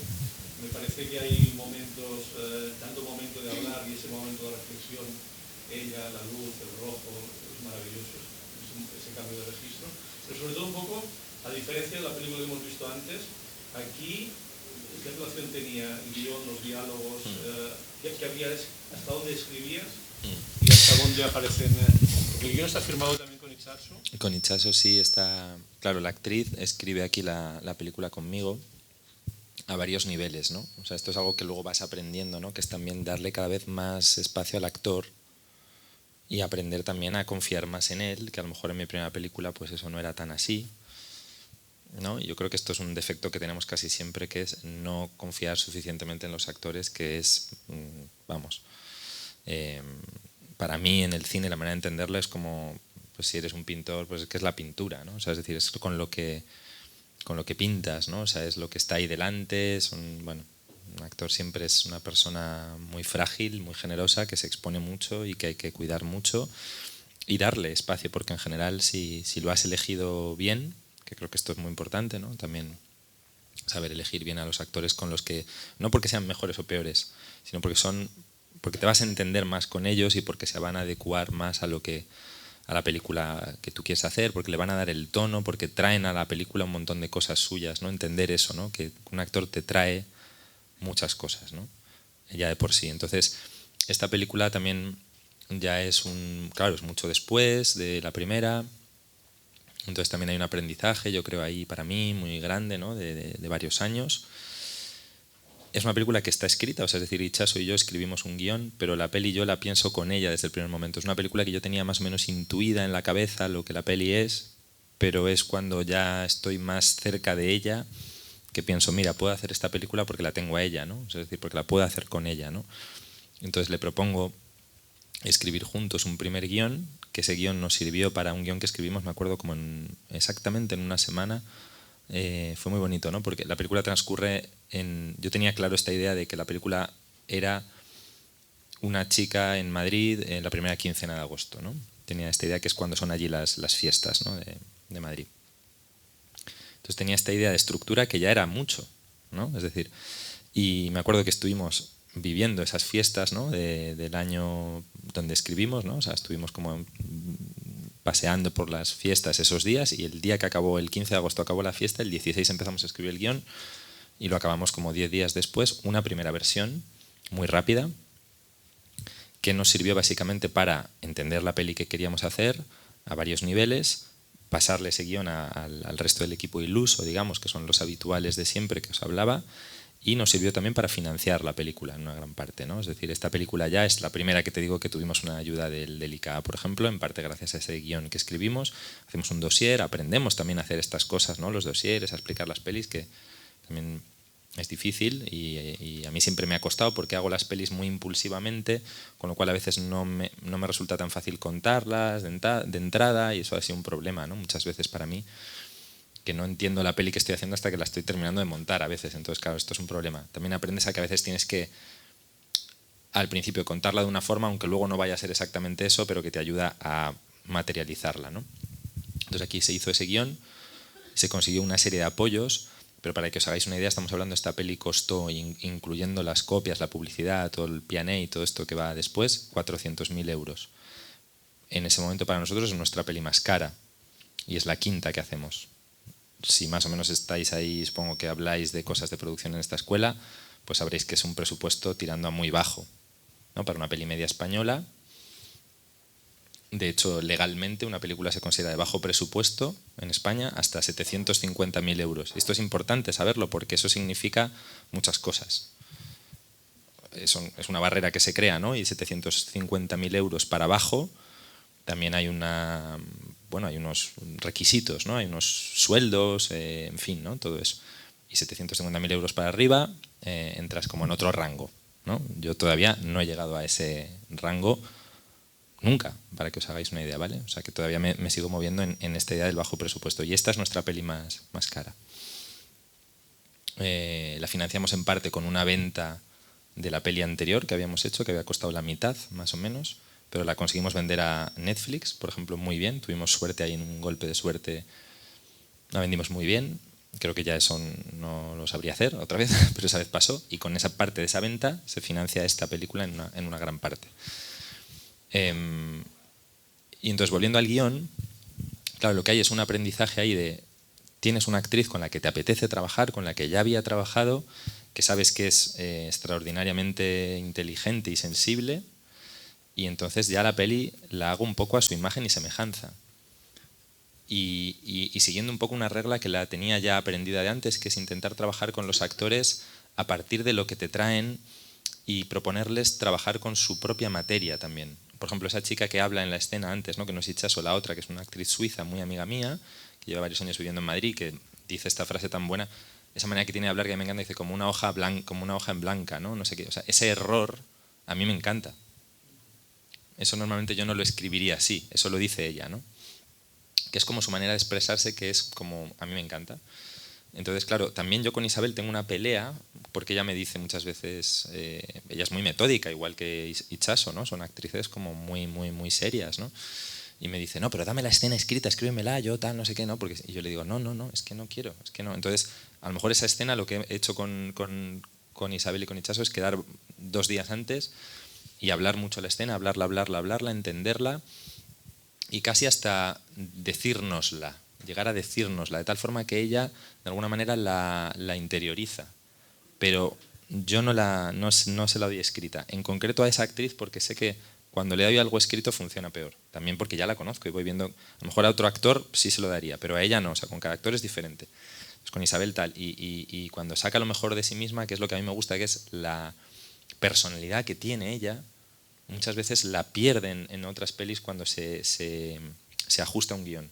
Entonces yo ahí intento que no sea así, ¿no? Con el caso de Itxaso es diferente. Claro, ella además, ahí Itxaso, claro, es una actriz que ha hecho una primera versión del guión, entiende la peli a un nivel muy profundo, aunque está interpretando un personaje, porque ella es navarra, ¿no? Por ejemplo, y está hablando ahí de que es madrileña y nunca salió de Madrid, o sea, que decir que es un personaje, ¿no? Pero que sabe, que entiende profundamente la peli. Y esa secuencia, como tú dices, que es muy larga, el resto de actores cuando salen en ella, es una escena que decidimos rodar en el mismo día, o sea, no estaba escrita en el guión. O sea, en ese guión previo había una escena en un lago, pero este diálogo no estaba escrito. Y estamos rodando ese día por la mañana en el sitio y tal, y cortamos para comer. Y al cortar para comer en la comida, que les veo confiados, les digo, os propongo que hagamos una escenita dentro de la escena que básicamente sea... Les doy como los temas, digo, vamos a hablar de esto, de tal, de Madrid, tú aquí, tú esto, tal. ¿Os parece todo? Sí, pero ostras, ahora, tal, sí, en cuanto volvamos. Nos sentamos, pusimos la cámara y claro, la secuencia tiene algo documental. En el trozo que has elegido falta como que se ve más lo otro, pero se va viendo casi como la cámara, yo la estoy llevando ahí con Santi, le digo, a la izquierda, derecha, estamos casi decidiendo en el momento, en el plano. Y los actores también, ¿no? O sea, están... Entonces, es decir, la escena la has hablado antes, pero fíjate, la has decidido hacer 2 horas antes. Y yo creo que a veces eso con un tipo de actores es bonito porque llegan a la escena con un nervio, con algo como que no está sobada la escena. De hecho, está como yo digo, como pan recién hecho, ¿no? Esto me gusta, pero claro, tienes que tener unos actores con los que confíen en ti, que les des ese espacio de confianza, ¿no? Y a veces sale bien y a veces no. Podría no haber salido bien, yo creo que esta salió bien, pero porque ya había una confianza creada, ganada, porque todos entendían la peli y porque ponen ahí algo, los otros que están ahí todos ponen algo de sí mismos. ¿Es toma única? Es toma única, sí. Yo creo que es una toma única que era más larga y que luego, si no recuerdo mal, tiene un corte en medio en el montaje, pero como una toma rodada larga. ¿Y vais improvisando? Sí, buscando con la cámara, sí. Pero, por ejemplo, un tema clave que es un hombre de verdad, Es, eso está introducido previamente. claro, eso está, de alguna manera Itxaso lo sabe, está como en la película, en el tema. De hecho, es una escena importante en la película porque en realidad es una escena, curiosamente, de nuevo es como seminal, porque es de lo que habla la película.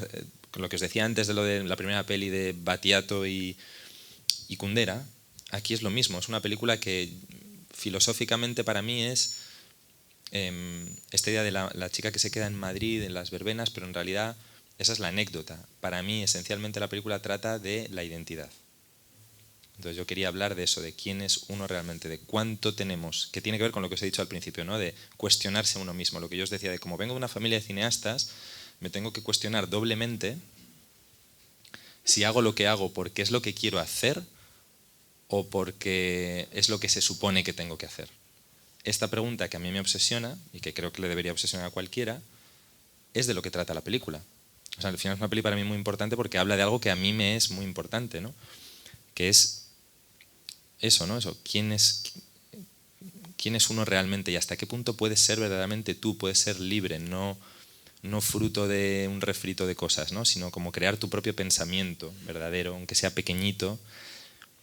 Entonces es muy bonito como Isabel dice, no, pero es interesante alguien que no ha viajado, pero puede, ¿no? O sea, hay algo ahí que se dice, que están, quizás no es muy claro, pero están como rascando una idea que la hemos hablado, la hemos pensado mucho, saben que esto es lo que me interesa en la película y Chaso lo sabe muy bien y lo clava ahí, ¿no? O sea, le sale, pum, en ese momento, ¿no? Quizás no recuerdo si antes de la toma, a veces pasa que antes de la toma le digo, esta frase dila así.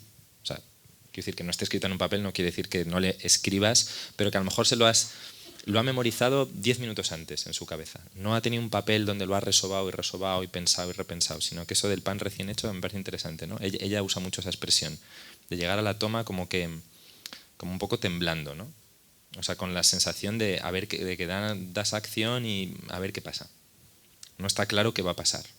Y eso es bonito porque hace que realmente lo que pasa, o sea, es decir, está pasando ahí, no es algo que muchas veces llegamos a la toma con algo muerto ya, ¿no? O sea, es decir, que lo hemos ensayado tanto, lo hemos hecho tal, que parece que lo que vienes a registrar delante de la cámara es algo que lo has visto 25.000 veces y al final la que registras es la peor.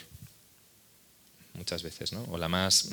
Entonces, a ver, esto estoy hablando muy desde mi terreno, de cómo yo lo entiendo, que hay otras posibilidades de hacer el cine de maneras radicalmente distintas que me encantan, ¿no? Pero en este caso sí diría que pasa mucho por ahí. O sea, es una mezcla de escritura muy del plano, muy del momento, pero no nos engañemos, no es una improvisación, es algo muy pensado, muy sentido, muy profundo que te acompaña, ¿no? Y que todos los actores hay como una filosofía de trabajo ahí que se materializa en el plano. Lo complicas más todavía porque el guitarrista que está fuera de campo hace mención a la frase y ella reacciona en función de lo que le dice él. Bueno, de hecho hay un acuerdo sí, él entorpece porque el chaval ahí, o sea, el que está en off y dice, ¿qué frase has dicho esto? Porque él realmente yo creo que le sonó como muy fuerte. Es una reacción espontánea que dice... No está marcado, tú dile esto para subrayarlo, ¿no? No, eso le sale a él porque yo creo que pensó, esta vaya frase se ha dicho aquí, de ser una persona de verdad, vaya frase. Y dice, sí, bueno. Y la reacción de ella es fantástica. Y la reacción de ella es vida, ¿no? O sea, al final es eso, ¿no? Es como que tú intentas generar momentos, o sea, que lo que sucede en el plano suceda algo de verdad en el plano, no sea una recreación de algo que sucedió en un ensayo o que tú pensaste en tu casa un día en abstracto, lo escribiste y entonces tal, que me parece como muy pobre, ¿no? Demasiada gente para mí hace el cine desde un lugar que también creo que yo digo que es muy egocéntrico, muy narcisista, que es pensar que una cosa que tú se te ocurre, valoramos demasiado, yo creo, como nuestras ideas. Entonces pensar que una cosa que tú en tu casa un día piensas y escribes, 1 año, 2, 7 años después a veces, tiene que haber una gente haciendo literalmente la idea tal y como tú la pensaste en tu casa. Y dices, joder, tan listo eres que tu idea es tan buena que la has escrito y todo tal y se tiene que hacer tal cual tú. Es verdad que muchos cineastas son así, pero a mí me parece como muy, muy ego trip, porque es como decir, y todo lo que ha pasado entre medias de este año, no sé qué, o lo que está pasando ahora mismo aquí en el plano no tiene importancia, el hecho de que hay unos actores ahí puestos, tal, ¿realmente piensas que no pueden aportar nada, de que no pueden contradecir, incluso mejorar aquello que tú pensaste? O sea, lo que tú pensaste sirve como una base para estar ahí. Ya eso me parece suficiente, es decir, ya para cumplir nuestro ego de directores, ya es suficiente decir, una cosa que se me ocurrió un día paseando en mi casa nos ha traído a estar aquí hoy rodando esto. Joder, ya es como, retírate, ya está. O sea, ¿te parece poco eso? No, tiene que ser más como tal, ¿no? Es un poco, esto es un tema, ¿no? del tal, ¿no? Del ego que tenemos, que hay que ir bajándolo, porque creo que es importante como abrir mucho el proceso a eso, de nuevo a los cómplices, ¿no? Saltamos a la última, ya que me parece que estamos... pero si la película que te trae ahora al estreno, si hasta aquí has tenido un control de entrada y luego has cedido a los demás para participar, en la película que surge ahora, ¿quién lo impide? Sí. El control ahí ya... Es el descontrol. Es el no control. Pero fíjate, pero también así dicho no lo había pensado hasta ahora, pero es verdad que en las pelis que he hecho hasta aquí, pues quizá esta última, si la vais a ver, es la menos controlada por mi parte a muchos niveles, y es algo que me ha costado llegar a eso, ¿no? También en mi ego, ¿no? Si quieres, ¿no? O sea, que vas confiando, te vas soltando, entonces vas dejando como el control a los demás, ¿no? Cada vez. Cada película es cada peli. También creo que es importante que en cada peli encontremos como la manera de hacerla, ¿no? Lo que os he contado, eso, pues de esa primera peli a la segunda, que fue tan importante poder hacerla así, a una tercera de la que no hemos hablado, que también fue muy importante, que igual la rodamos, Los Exiliados Románticos fue una peli que rodamos en 10 días a partir de una broma, ¿no? Podemos hacer de una broma que hemos hecho una noche en un bar una película. Pues nos atrevimos a hacerla y estoy muy orgulloso de esa peli, con lo que tiene de que no deja de ser casi una bromita. Pero, no, la broma es lo de la broma era como ir a Francia, un amigo, o sea, que es uno de los actores en la peli, pues empezó a hablar en francés muy mal una noche y tal, me hizo gracia y dijimos, vamos a hacer una peli que vamos a Francia y no sé qué. Luego la peli se fue modificando esa broma, yo le fui dando una forma, pero digamos que parte de una broma de una noche. Y es una peli impulsiva, que nos vamos y la hacemos con una cámara Lumix GH3, 5 personas de equipo, en 10 días, antes del verano, ¿no? Que veníamos de hacer una peli en 7 meses con una cámara 16 en blanco y negro, pasamos a hacer una peli en 10 días y con una GH3 en tal, ¿no? Que me parece importante también, ¿no? Como hacer algo diferente. De ahí pasamos esa peli a hacer una que es La Reconquista, que es una peli también muy distinta, porque es una peli más reflexiva por mi parte, donde de nuevo vuelvo a escribir un poquito las escenas, que en las dos anteriores venía de no haber escrito nada, vuelvo a coger un poco el boli y decir, venga, porque eso no lo pierdo, ¿no? De volver a escribir. Y en La Virgen igual, son pelis donde recupero un poco cierta idea más de escritura, pero ya no como en la primera, ¿no?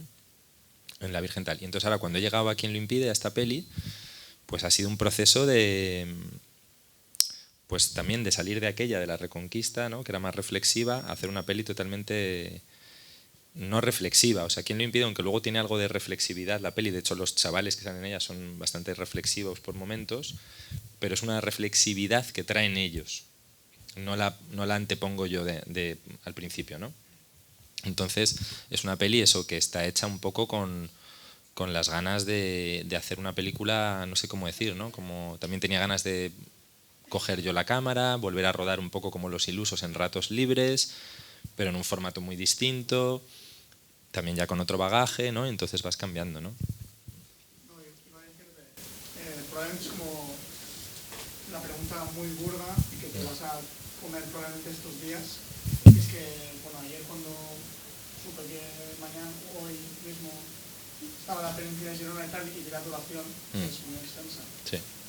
Dije, y también reflejando con lo que has dicho antes de que se ha perdido un poco la osadía y la valentía a la hora de arriesgarse, me sorprendió porque pienso que es muy arriesgado las circunstancias que nos encontramos actualmente. Sí. Estrenar en cines una película tan larga, teniendo en cuenta cómo se consume hoy en día el contenido, por desgracia. Y por qué al final has acabado predominando el formato de una película y no otro formato que hoy en día se destina más porque es más profesional. Sí, te entiendo. Pues no lo sé, es una buena pregunta y seguramente me estoy equivocando mucho, ¿no? Venía con la distribuidora y tal, y veníamos ahí, pues ha ido muy poquita gente a verla la primera semana, realmente la peli, muy poca, ha habido muy poca respuesta a la gente. Ella estaba como, joder, tal, esperaba más, y yo le decía, pues, bueno, yo no. O sea, quiero decir, no pasa nada, ¿sabes? También es un poco, a ver, todo esto con muchas comillas, como ¿cómo lo explico, no? O sea, cuando haces una peli como Quien lo impide, no estás pensando de nuevo en lo que os decía del éxito. Es una peli que sale impulsiva, que es la peli que tú sientes que te apetece hacer, que necesitas hacer y que te puedes permitir hacer en ese momento.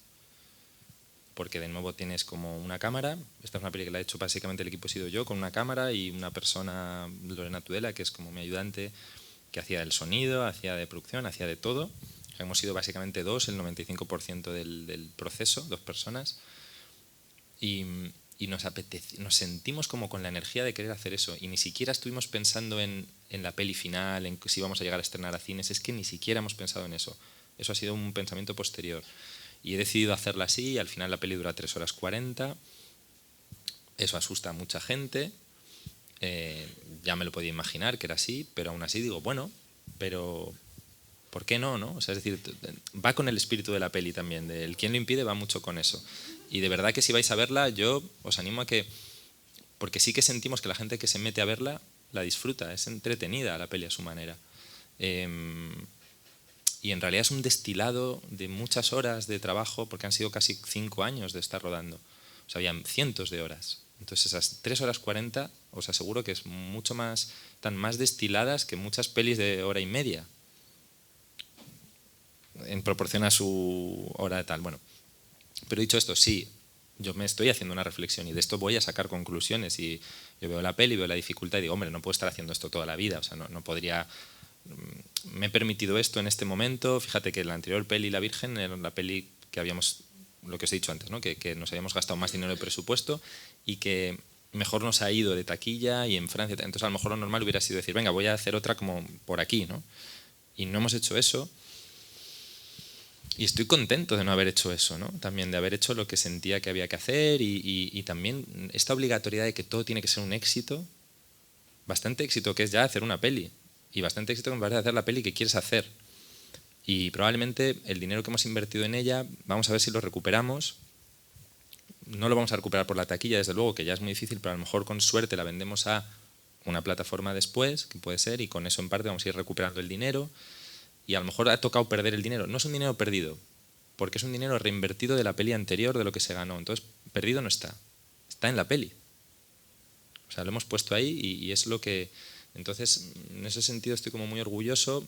Sí que es verdad que estoy conflictuado con el hecho de... Claro, la prensa todo el rato te machaca con eso, es muy larga, tal, hacen un tema... También dices, claro que hay algo ahí de me apetece hacer una peli... ¿Por qué no? Yo siento que la peli es así, orgánicamente, que dura eso porque es lo que para mí me ha pedido que dure. Ya sé que podría durar menos, pero yo la he dejado ahí, equivocado o no. Y a la vez digo, si el problema va a ser una cosa social de que ahora todo tiene que ser breve y rápido, si el problema es ese, pues voy contra ese problema de cabeza y además que creo que es el problema contra el que tengo que luchar. O sea, que es un poco también tu manera de aportar algo que decir, no, es que yo creo que las salas de cine tienen que poder proyectar pelis así. Luego me chocó con una realidad, que la mayoría de los cines no quieren. O sea, los del tipo que lleva los cines Girona hoy, pues joder, el tío la está poniendo, a ver si nos la aguanta una semana más. Pero no es fácil, porque obviamente cada vez que la pone, él sabe que seguramente pierde dinero. La tienes que poner en 3 salas, si no, no te la doy. Con lo cual nos van echando a todos y nos van arrinconando. Hay una lucha ahí. Está sucediendo, ¿no? Una lucha. Entonces a mí me toca estrenar un escenario más difícil que el año del descubrimiento. Pero bueno, me beneficia el año del descubrimiento. Yo no me he basado en ella, porque ya cuando de hecho el año del descubrimiento la vi, yo ya estaba acabando Quien lo impide, en realidad. O sea que, pero me gustó que otro cineasta, colega de mi generación, le haya también salido a él a hacer su peli así, de esta manera. Y en el caso de Luis, pues igual, o sea, él ha trabajado mucho en esa peli, le ha salido así y mucha gente la ha disfrutado en España y fuera de España, ¿no? Que a veces hay un complejo que, joder, que... Sí, a veces te sientes un poco ridículo, ¿no? Como diciendo, o sea, tienes todas las de perder, pero que al mismo tiempo dices, bueno, es un gesto bonito, ¿no? O sea, creo que es lo que estamos aportando también es un gesto y que la gente que va a ver la peli, pues me parece suficiente. Depende de eso de mirar la botella medio vacía, medio llena, ¿no? O sea, dices, bueno, pues hay 20 espectadores en la sala y dices, joder, pues podía haber 0. Hay 20, es genial, ¿no? Han venido 20 y a lo mejor se lo dicen a otros, ¿no? La peli habla un poco de esto también en un momento. O sea que... Yo disculpo, pero ostras, sí. Lo que me parece ya una maravilla y es suficiente con eso, lo que has dicho. Es decir, esta película la he hecho yo y otra persona. O sea, tú con tu cámara, tú y otra persona, montas una película durante 5 años que se presenta en el Festival de San Sebastián y tiene el premio de la crítica. Vale, los premios, Sí. lo que decías antes, pero tiene el premio de la crítica internacional. Una película que has hecho tú en tu casa, con tus amigos, con tu cámara, y ya está. O sea, llegar desde ahí, desde lo más pequeño hasta donde has llegado, es que ese camino ya es maravilloso. Claro, de hecho yo tuve dudas, ¿no? Cuando San Sebastián quiso la peli, por lo que os decía al principio, ¿no? Era como, no sé si veo yo esto aquí y tal. Al final juegas el juego, porque si no tuviéramos eso ya ni te cuento, ¿no? Pero ha ido bien ir a este festival, la peli salió reforzada de ahí, ¿no? Pero lo más importante para mí, a mí me encantaría eso, que gente como vosotros que estáis empezando a hacer cine, yo siempre he dicho, a mí me gustaría hacer películas que den ganas a otros de hacer películas. No iguales, que las que yo hago, pero sí que vean que, que esto me lo ha dicho a veces gente y me ha hecho gracia, ¿no? Como de, o sea, que vean ese, pues eso yo también lo hago yo, ¿no? Pues ya, venga, hazlo.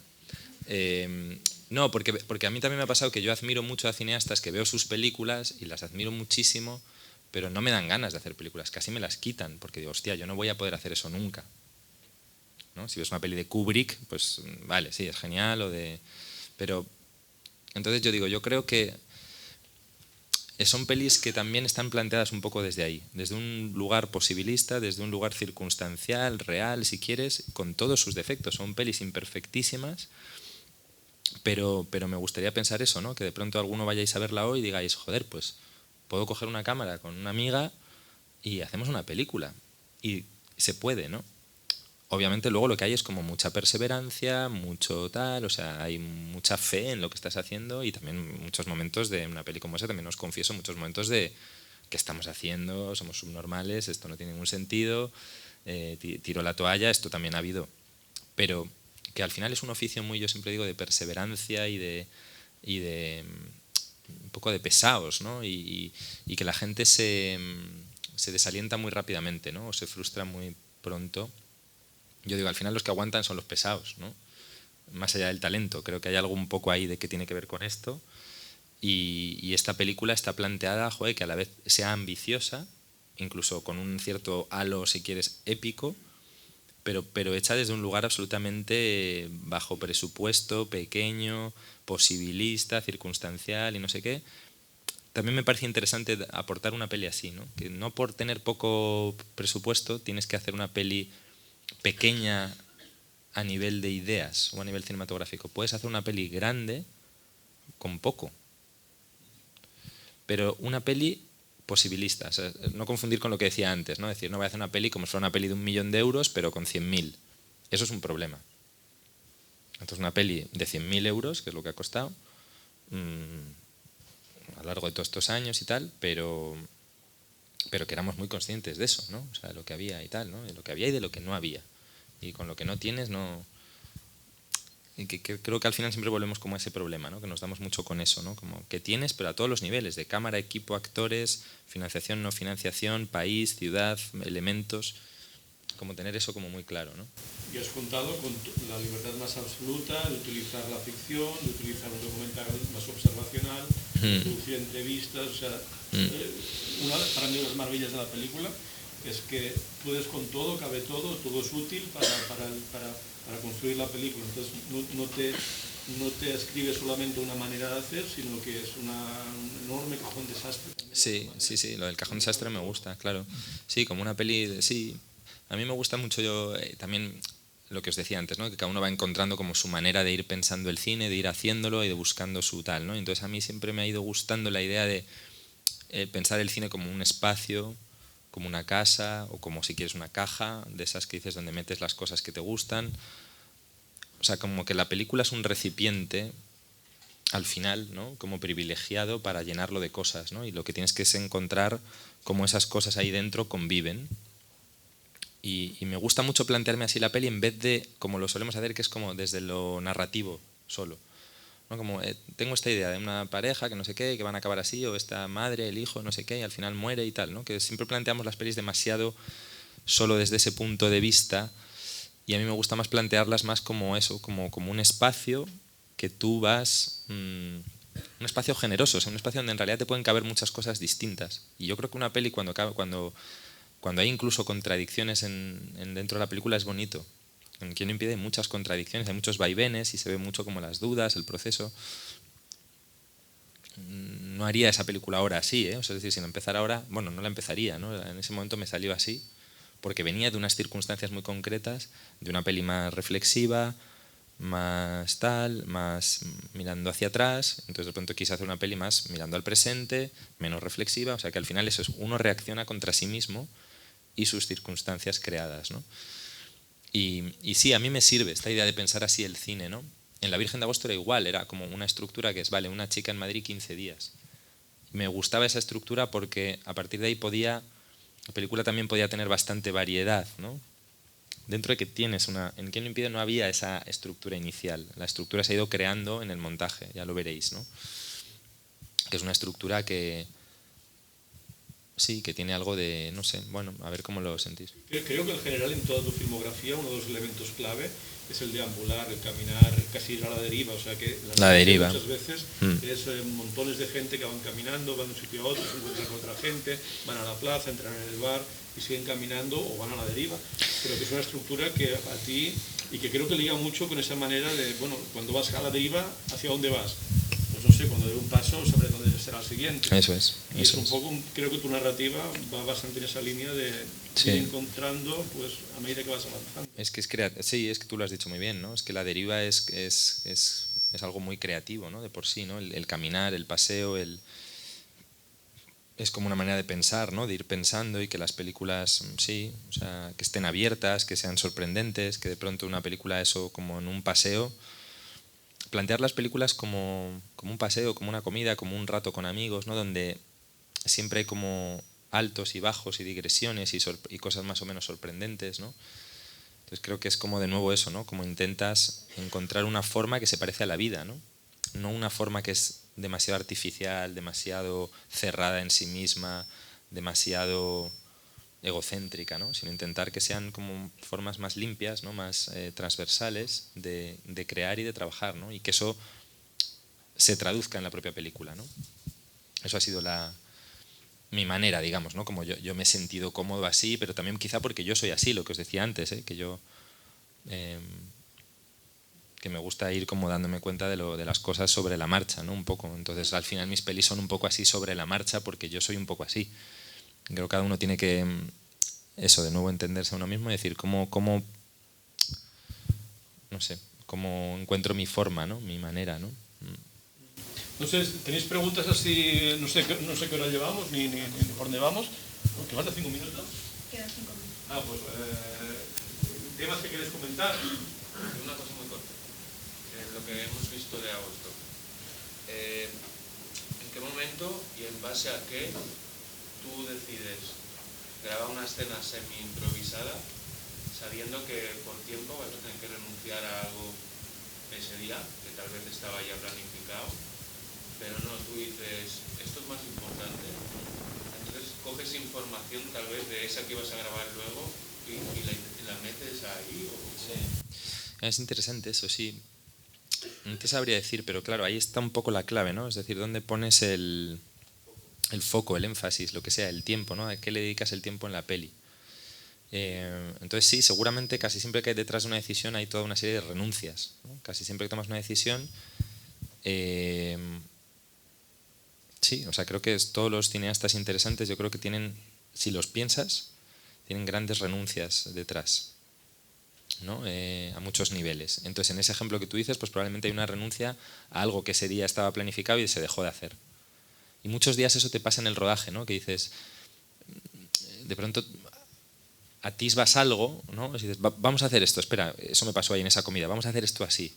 Y seguramente va a haber alguien del equipo, Lorena, tal, que me va a decir, pero entonces no, si habíamos pensado hacerlo tal, no va a dar tiempo con lo otro. Y dices, vale, pues no hacemos lo otro. O sea, siempre hay un momento ahí de, y a lo mejor la cagas muchísimo, pero es bonito que haya esto, ¿no? Como que de pronto ves algo en ese momento y tienes que reaccionar en ese día y sacrificar algo que a lo mejor habías pensado unas semanas antes y de pronto ya en este día concreto no tiene sentido. Y eso en el cine tiene que pasar todo el rato porque estás trabajando con realidad, con que ese día hace sol, llueve, no es como te lo habías imaginado y tienes que estar como reaccionando a eso. Pero en general, o sea, lo que tú dices es muy interesante más allá de eso, ¿no? Más a lo grande, creo que sí, que consiste en darte cuenta dónde más merece la pena poner tu cámara y quedarte, ¿no? Y aguantar. Y casi siempre lo que pasa, de nuevo, por volver a lo de la estructura narrativa, es que el cine vamos demasiado de culo con el tiempo, ¿no? Con la falta de tiempo, y casi siempre al dictado de una cosa que hemos escrito y de un plan de rodaje que hemos creado en función de esa cosa escrita, y vamos a cumplir el plan, ¿no?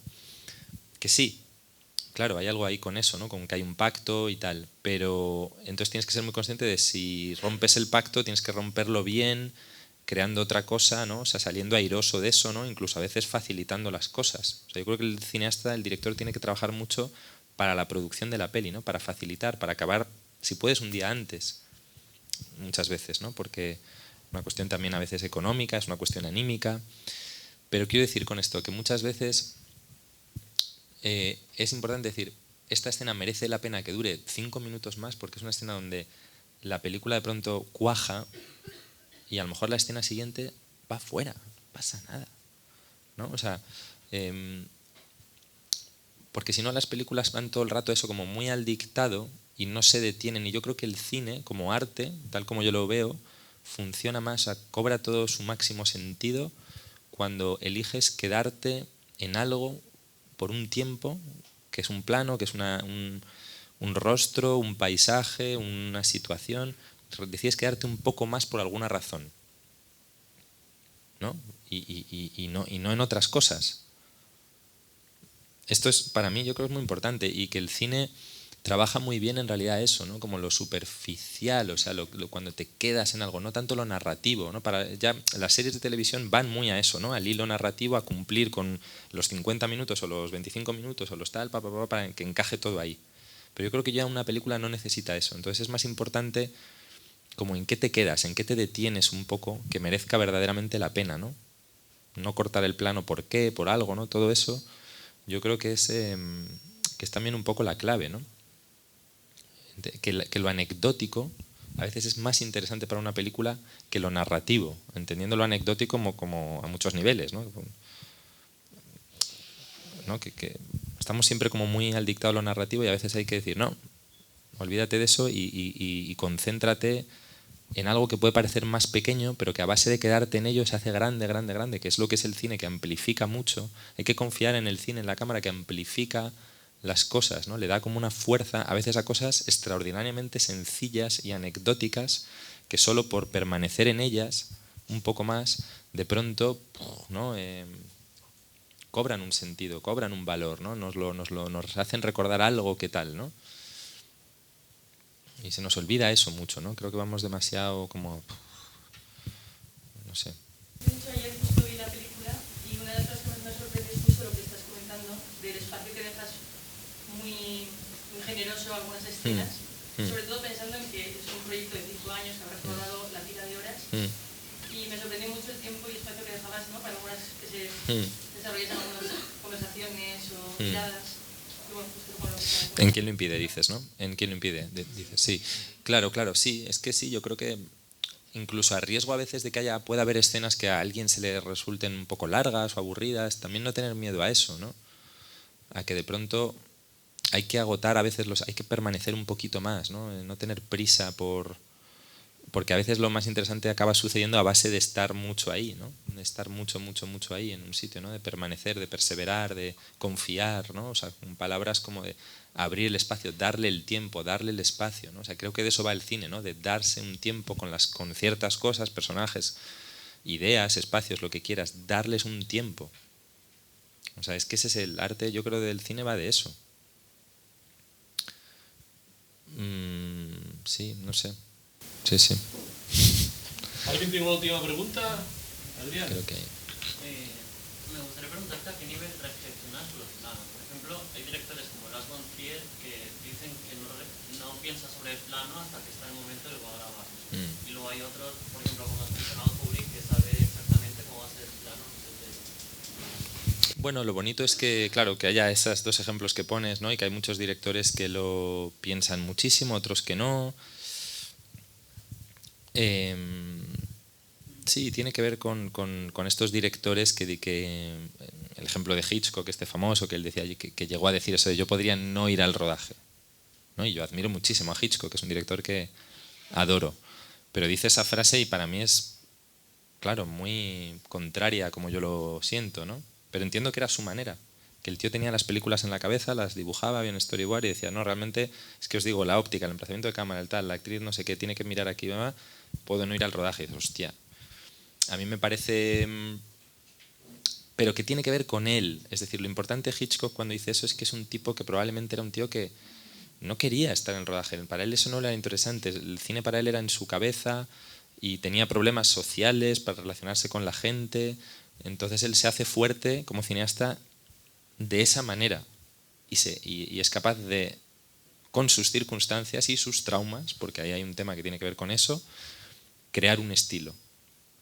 Y en el caso de Lars von Trier, pues es otro, ¿no? Entiendo que Lars von Trier es un cineasta que, si ves sus películas, claro, es mucho más, entiendes que sí que es alguien que es más un demiurgo distinto de ir al rodaje, de una manipulación del actor en el rodaje, es más bermaniano, o sea, es un cineasta que ves que bebe de otra fuente, que es más teatral también, ¿no? Que viene de Bergman y que es menos matemática, ¿no? Hitchcock es como esa cosa como de delineante casi, y hace un cine que es como matemático, ¿no? O sea, muy cerebral. Y en cambio, Lars von Trier viene de un cine mucho más, yo creo, visceral, psicologicista. Hitchcock no es psicologicista, o en todo caso si lo es a través de la cámara, ¿no? Estos no, es a través del actor. Bueno, improvisando un poco esto, esos dos directores vienen de así, ¿no? Pero luego están los directores que en general ves que las películas están como más pensadas desde un primer momento y ejecutadas, ¿no? O sea, que hacen una película para demostrar una tesis, ¿no? Una idea que tienen en la cabeza, y la película es como la consecución de eso, y otros directores que son más de descubrir la película, ¿no? Y que la película es un proceso de descubrimiento como más incierto. Yo obviamente, como ya habréis sospechado por la charleta de hoy, pues soy más de estos últimos. Que no quiere decir que no me gusten los otros, me gustan mucho, pero yo me he sentido que podía trabajar más en desde este otro frente, ¿no? Pero se me ocurre ahora decir que eso puedes cambiar, o sea, es decir, eso puede, a lo largo de tu vida puedes acabar en el otro lado o al revés, ¿no?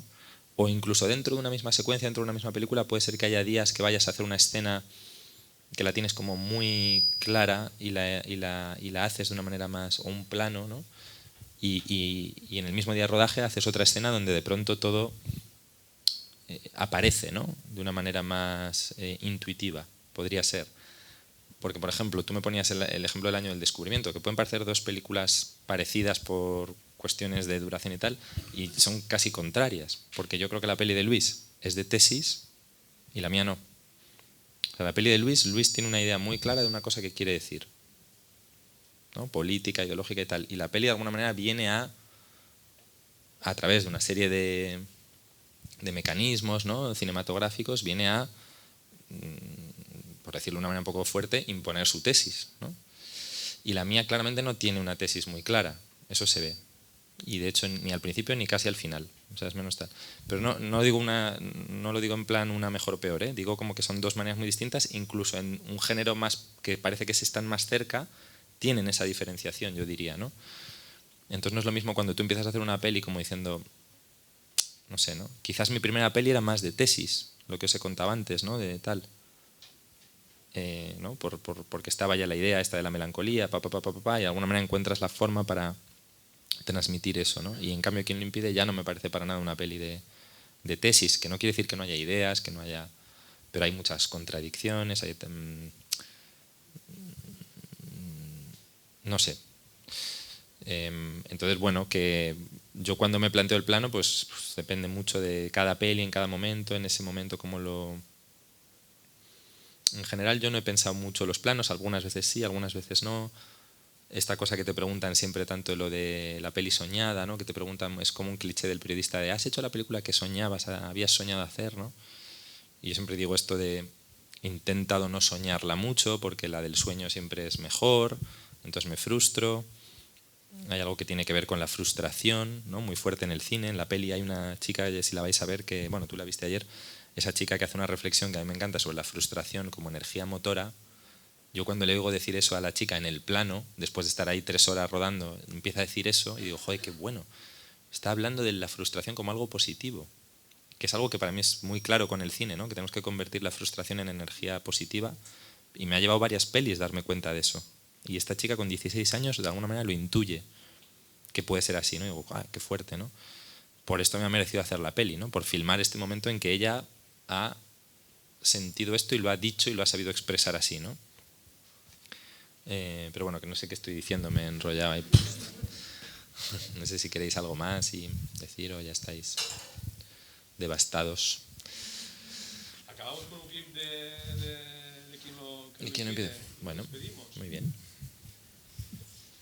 El de la canción, hacemos el que Candela sale de la casa. Es que sale de la casa. Al metro. Venga, vale, sí, vale, porque me sirve para cerrar con una cosa. Vale.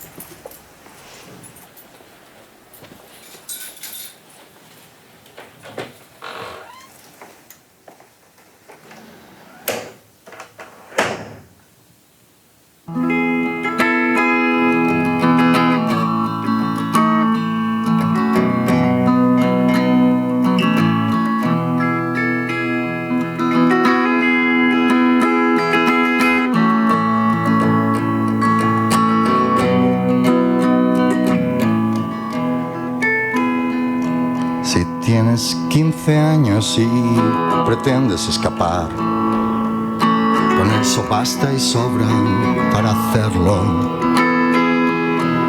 Podrías irte antes de que estas luces de ciudad se apaguen para siempre sin remedio.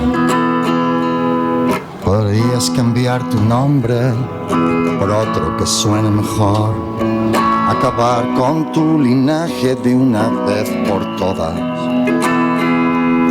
Apuntarías en un cuaderno un nuevo código de honor, pero siempre en verso, nunca en prosa. ¿Quién lo impide? ¿O quién lo impide? ¿Quién lo impide? Nadie lo impide. ¿Quién lo impide?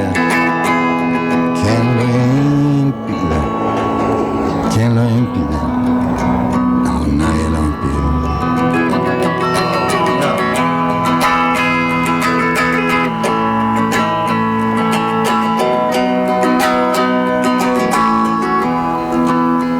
Y tomarías el camino que corre lejos del arcén, el que toman aquellos que no se arrepienten.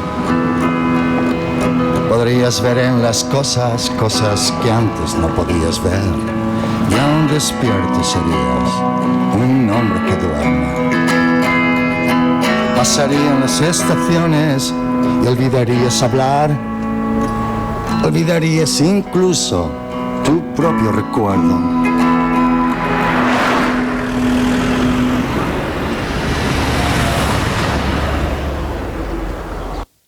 Y está.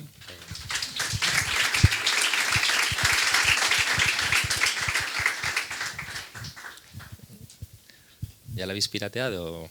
No, porque esto es un clip de la distribuidora. Ah, vale. No, que luego lo he pensado, digo, claro. No, bueno, está bien acabar con esto. Si es un pasaje como interesante en la peli, así como hacia el principio, ¿no?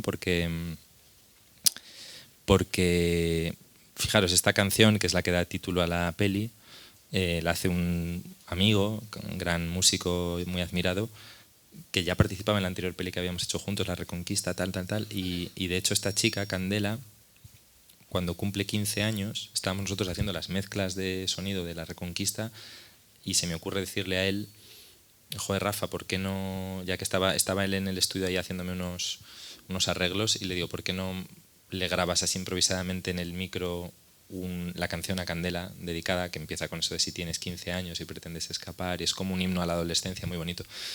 Y entonces Rafa, genial, tal, y le grabó ahí en el estudio una versión que se la mandamos esa noche a Candela por email, y me emocionó mucho, ¿no? Como ofrecerle eso a ella, ¿no? Y yo creo que ahí un poco me convencí de que tenía que hacer la peli, ¿no? O sea, porque fue casi acto seguido, un par de meses después estábamos empezando como a rodar, ¿no? Y esta secuencia, por ejemplo, somos Candela y yo solos. O sea, no hay equipo, ahí estoy yo, he quedado con ella a las 6 de la mañana y nos vamos. Bueno, pues que tampoco es para tanto, ¿no? O sea, que decir que no... Entonces, bueno, es un pasaje que da pie a eso, pero que la peli, de nuevo, eso surge a veces de una casualidad, ¿no? De una ofrenda, ¿no? De un regalo, pero a la vez te conecta con algo que es profundo, ¿no? Que tiene que ver con una amistad, con un amigo, con un azar, con alguien que ha escrito una canción hace tiempo que habla de nuevo, al final siempre los temas, ¿no? Tú has dicho al principio, todas tus pelis al final tratan de lo mismo, y esta también trata al final de lo mismo, ¿no? Trata de la amistad y fundamentalmente trata al final de cómo somos, o sea, cómo llegar a ser quien uno realmente quiere llegar a ser, que a veces no lo sabes. ¿Quién quieres ser, no? Eso de la Virgen de Agosto aquí vuelve en 15 años, pero que la canción habla de eso, de la voluntad, ¿no? De no tener miedo de intentar probar cosas, ¿no? Que te realicen, ¿no? Que dice, pues si quieres hacer esto, hazlo, ¿no? ¿Quién lo impide, ¿no? O sea, la canción era, pero ya digo, que esa idea la expresa Rafael Berrio mucho mejor que yo, igual que esa idea de la Virgen de Agosto estaba en, yo qué sé, una lectura que yo pude hacer de un filósofo americano que se llama Emerson, que habla también de eso, ¿no? Y que te ayudan, ¿no? A entender algo. Y al final las películas muchas veces son puestas en escena, materializaciones de ideas tuyas, de otros, no sé qué, ¿no? Y a partir de también de ideas de otros tienes que intentar llegar a las tuyas propias, ¿no? O a tu propio matiz, ¿no? Entonces es bonito, porque esta peli es verdad que pensándolo mucho, cuando me preguntan ¿de dónde ha surgido? Digo, bueno, podría explicarlo desde muchos lugares, pero uno es este, ¿no? Es como la canción y esta chica joven que ya es amiga, Candela, mucho más joven que yo, pero que la considero amiga, que la tengo cariño, que la tengo admiración, que la quiero filmar a ella. Yo todas las pelis que he hecho en general, siempre los actores los he tenido claros, siempre antes de nada. Es decir, las películas han sido como, quiero retratar a esta persona, ¿no? Y luego me invento, si quieres, un personaje, una historia, o se llama así o se llama así, pero casi siempre han sido películas que se adaptan, igual que os decía antes a Itxaso en La Virgen de Agosto, que se adaptan a una persona o a unas personas y les intentas crear las circunstancias ideales para dar lo mejor de sí mismos en una película, ¿no? Y esa idea de verse a sí mismos como personajes y ponerse en escena a ellos y no tener miedo con eso, y que las películas, a ser posible, también les sirvan a todos, a los actores que trabajan en ellas, para descubrir algo de sí mismos. O sea, yo me gustaría pensar que Candela, cuando ve Quién lo impide, hay algo que se le revela de sí misma que a lo mejor no se le habría revelado si no hace la película y la ve después, ¿no? Y esa idea la he intentado llevar a cabo con otros actores siempre en cada peli que he hecho, ¿no? Cuando les propongo la aventura de haz la película, pasa muchas veces por ofrecerles algo, ¿no? Por una imagen de sí mismos que quizás no es tan evidente ni siquiera para ellos, ¿no? Y hay un cariño ahí, hay un amor y hay una perseverancia, ¿no? O sea, que es muy sencillo. Es decir, al final son cosas muy básicas, ¿no? De trabajar así, ¿no? Bueno, decir también que la canción Candela aparecía en La Reconquista ya como eso es. Cantando y bailando esa pieza. Eso es, sí. O sea, que está totalmente conectada de nuevo, lo que os decía antes, esta peli tiene algo de reacción a aquella película, pero al mismo tiempo es totalmente hermana y sale de ella, ¿no? O sea, normalmente una película te va llevando sobre otra, pero si empiezas a hacer una peli, casi siempre esa peli te va a llevar a la siguiente, ¿no? Te va a dar una pista para la siguiente, lo que sea que... Aunque sea para contradecirla, para continuarla de una manera más o menos evidente, pero sí, estaba ahí. Bueno, pues muchas gracias a todas y a todos.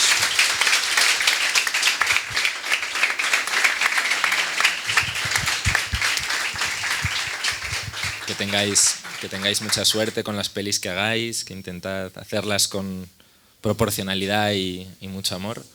Y nada, y que si venís a alguno de los pases estaré presentándola hoy en los Girona y mañana por la mañana en el Sunset a las 10:30, pase matinal, que también, si os apetece, allí estaremos. Gracias.